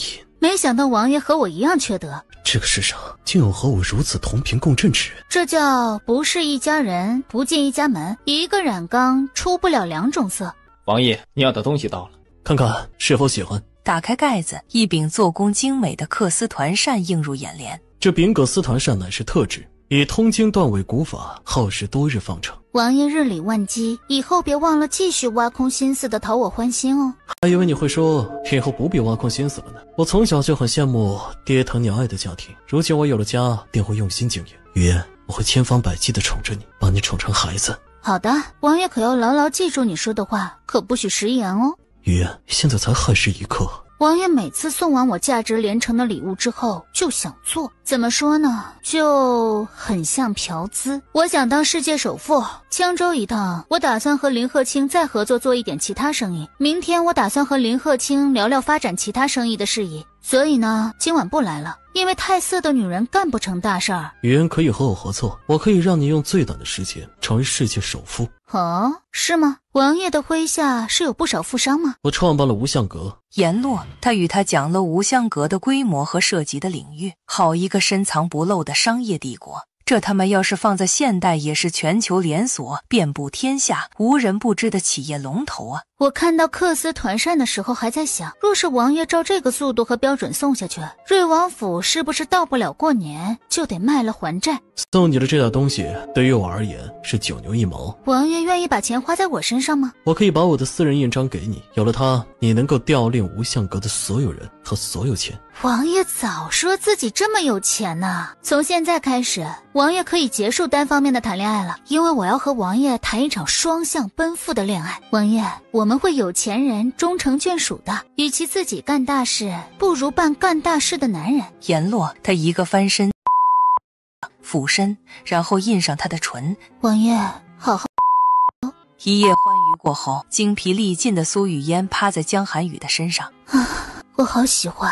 辛苦语言了，我抱语言去沐浴吧。从王爷杀康王可以看出，王爷是个有仇必报的人，所以太子此番对王爷痛下杀手一事，想必王爷已经想好了怎么对付太子了吧？已经计划好了。我也有一个计划，从太子打算利用皇后之位来诱我去毒杀王爷，不难看出他和残害了无数皇嗣的皇后是一丘之貉。他这种人定然还做过很多见不得光的丧尽天良的事情。太子乃一国储君，于人前必定是要树立一个泽破苍生的正面形象，所以于太子而言，直接送他下地狱，没有让他身败名裂，遗臭万年痛苦。王爷心智如妖，这些年手中肯定掌握了不少太子的把柄。那我们先这样，然后再这样，最后再这样。语嫣的计划比凌迟处死还狠，真是得罪谁都不能够得罪语嫣呢。我都将我的计划和盘托出了，那现在王爷也把你原本的计划说与我听听。江寒雨闻言，一五一十地将自己的计划说与苏雨嫣听。部署周密，环环相扣，算无一策。关键是真狠啊，这和抽筋扒皮有什么区别？原来一个被窝里睡不出两种人啊。幸好你和我是同一条船上的，不然单单与你这蔫坏腹黑的小狐狸斗智斗勇都吃不消啊。我这计划呢，只适用于太子这种有勇无谋的坏种。若我的对手是王爷，我会选择直接用实力碾压，因为与王爷这样的聪明人斗智斗勇太耗费时间和精力，不是权谋斗不起，省事儿更有性价比。语言，余生有你相伴，不羡鸳鸯不羡仙男。王爷这样想是对的，继续保持哦。谁喜欢我，那真是他8辈子修来的福气。语言昨晚不是说要与我谈一场双向奔赴的恋爱吗？怎么不深情款款的回一句我也不羡鸳鸯不羡仙？我是说过这话，但我目前还没进入状态嘛。谨遵夫人教诲。是王爷几次向我承诺此生只要我一人的，若王爷以后食言了，那我就把王爷的心脏挖出来泡酒。喜欢才会有占有欲，语言这般说，可是对我有了些许喜欢。挺喜欢王爷的身体和钱的，王爷怎么可以如此俊美，让我现在满心满眼都是你那雄厚的家底。和你这种妙人过日子，一辈子都不会枯燥乏味。我会将俘获语言的芳心作为人生信条的。这是我的私印，拿着它，你也可以调令无相阁的任何人和所有钱财。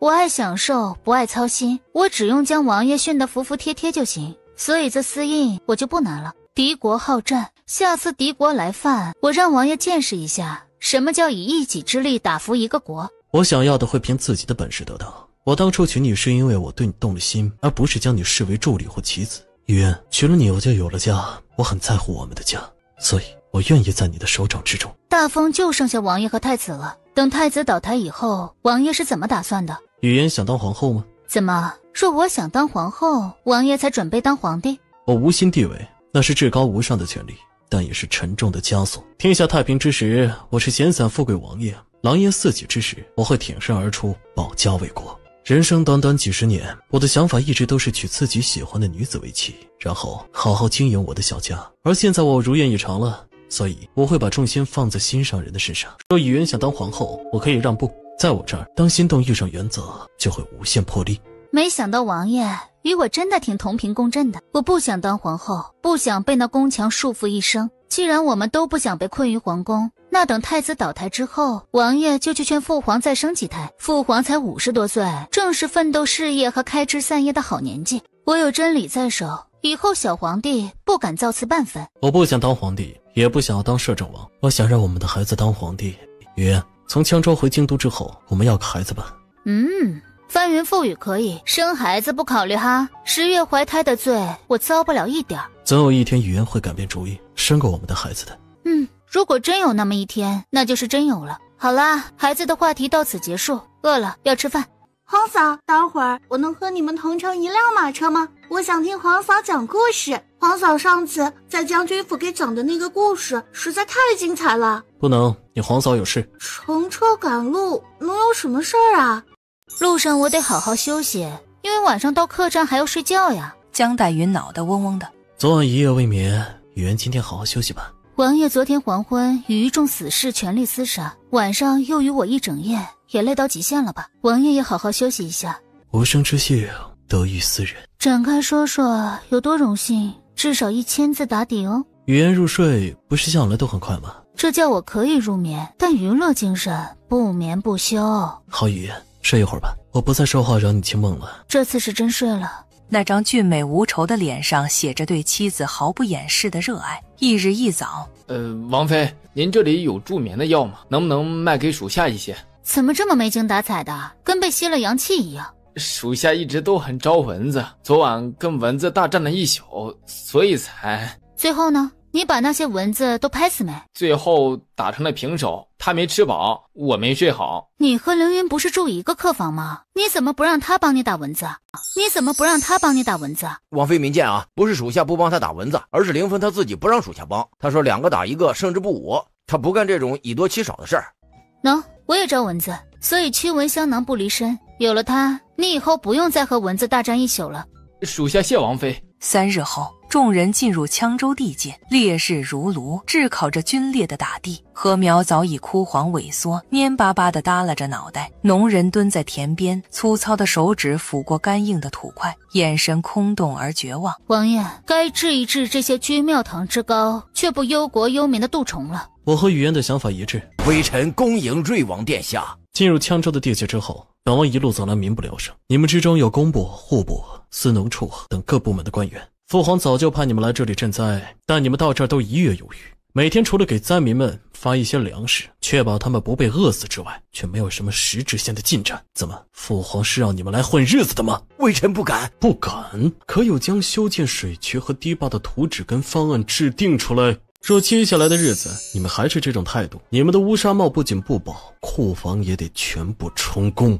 微臣知错，还请瑞王殿下开恩呐！微臣接下来一定谨遵瑞王殿下教诲。江寒雨冷着脸问了官员这里的详细情况后，吩咐凌云：是否已经准备就绪了？羌州以及周围地带的无相阁全体成员已按王爷的指令集结完毕。方明远，你带着工部的官员以最快的速度给本王出一套在羌州地界内挖建沟渠快速引水的方案。本王通过方案后，你带着羌州大大小小的官员和本王的无相阁成员，每天除了继续给百姓发粮之外，开始组建灾民修建水渠、堤坝等水利工程来以工代赈。这可是你们唯一一次将功赎过的机会。无相阁竟然是王爷麾下的，王爷果然智慧无双啊！这样既解决了羌州就业，让灾民获得报酬，又改善当地水利条件，也为后续农耕做准备。之前康王贪墨的赈灾款被他挥霍一空收不回来，而国库空虚，所以组织灾民修建水渠、堤坝的钱就由本王来出。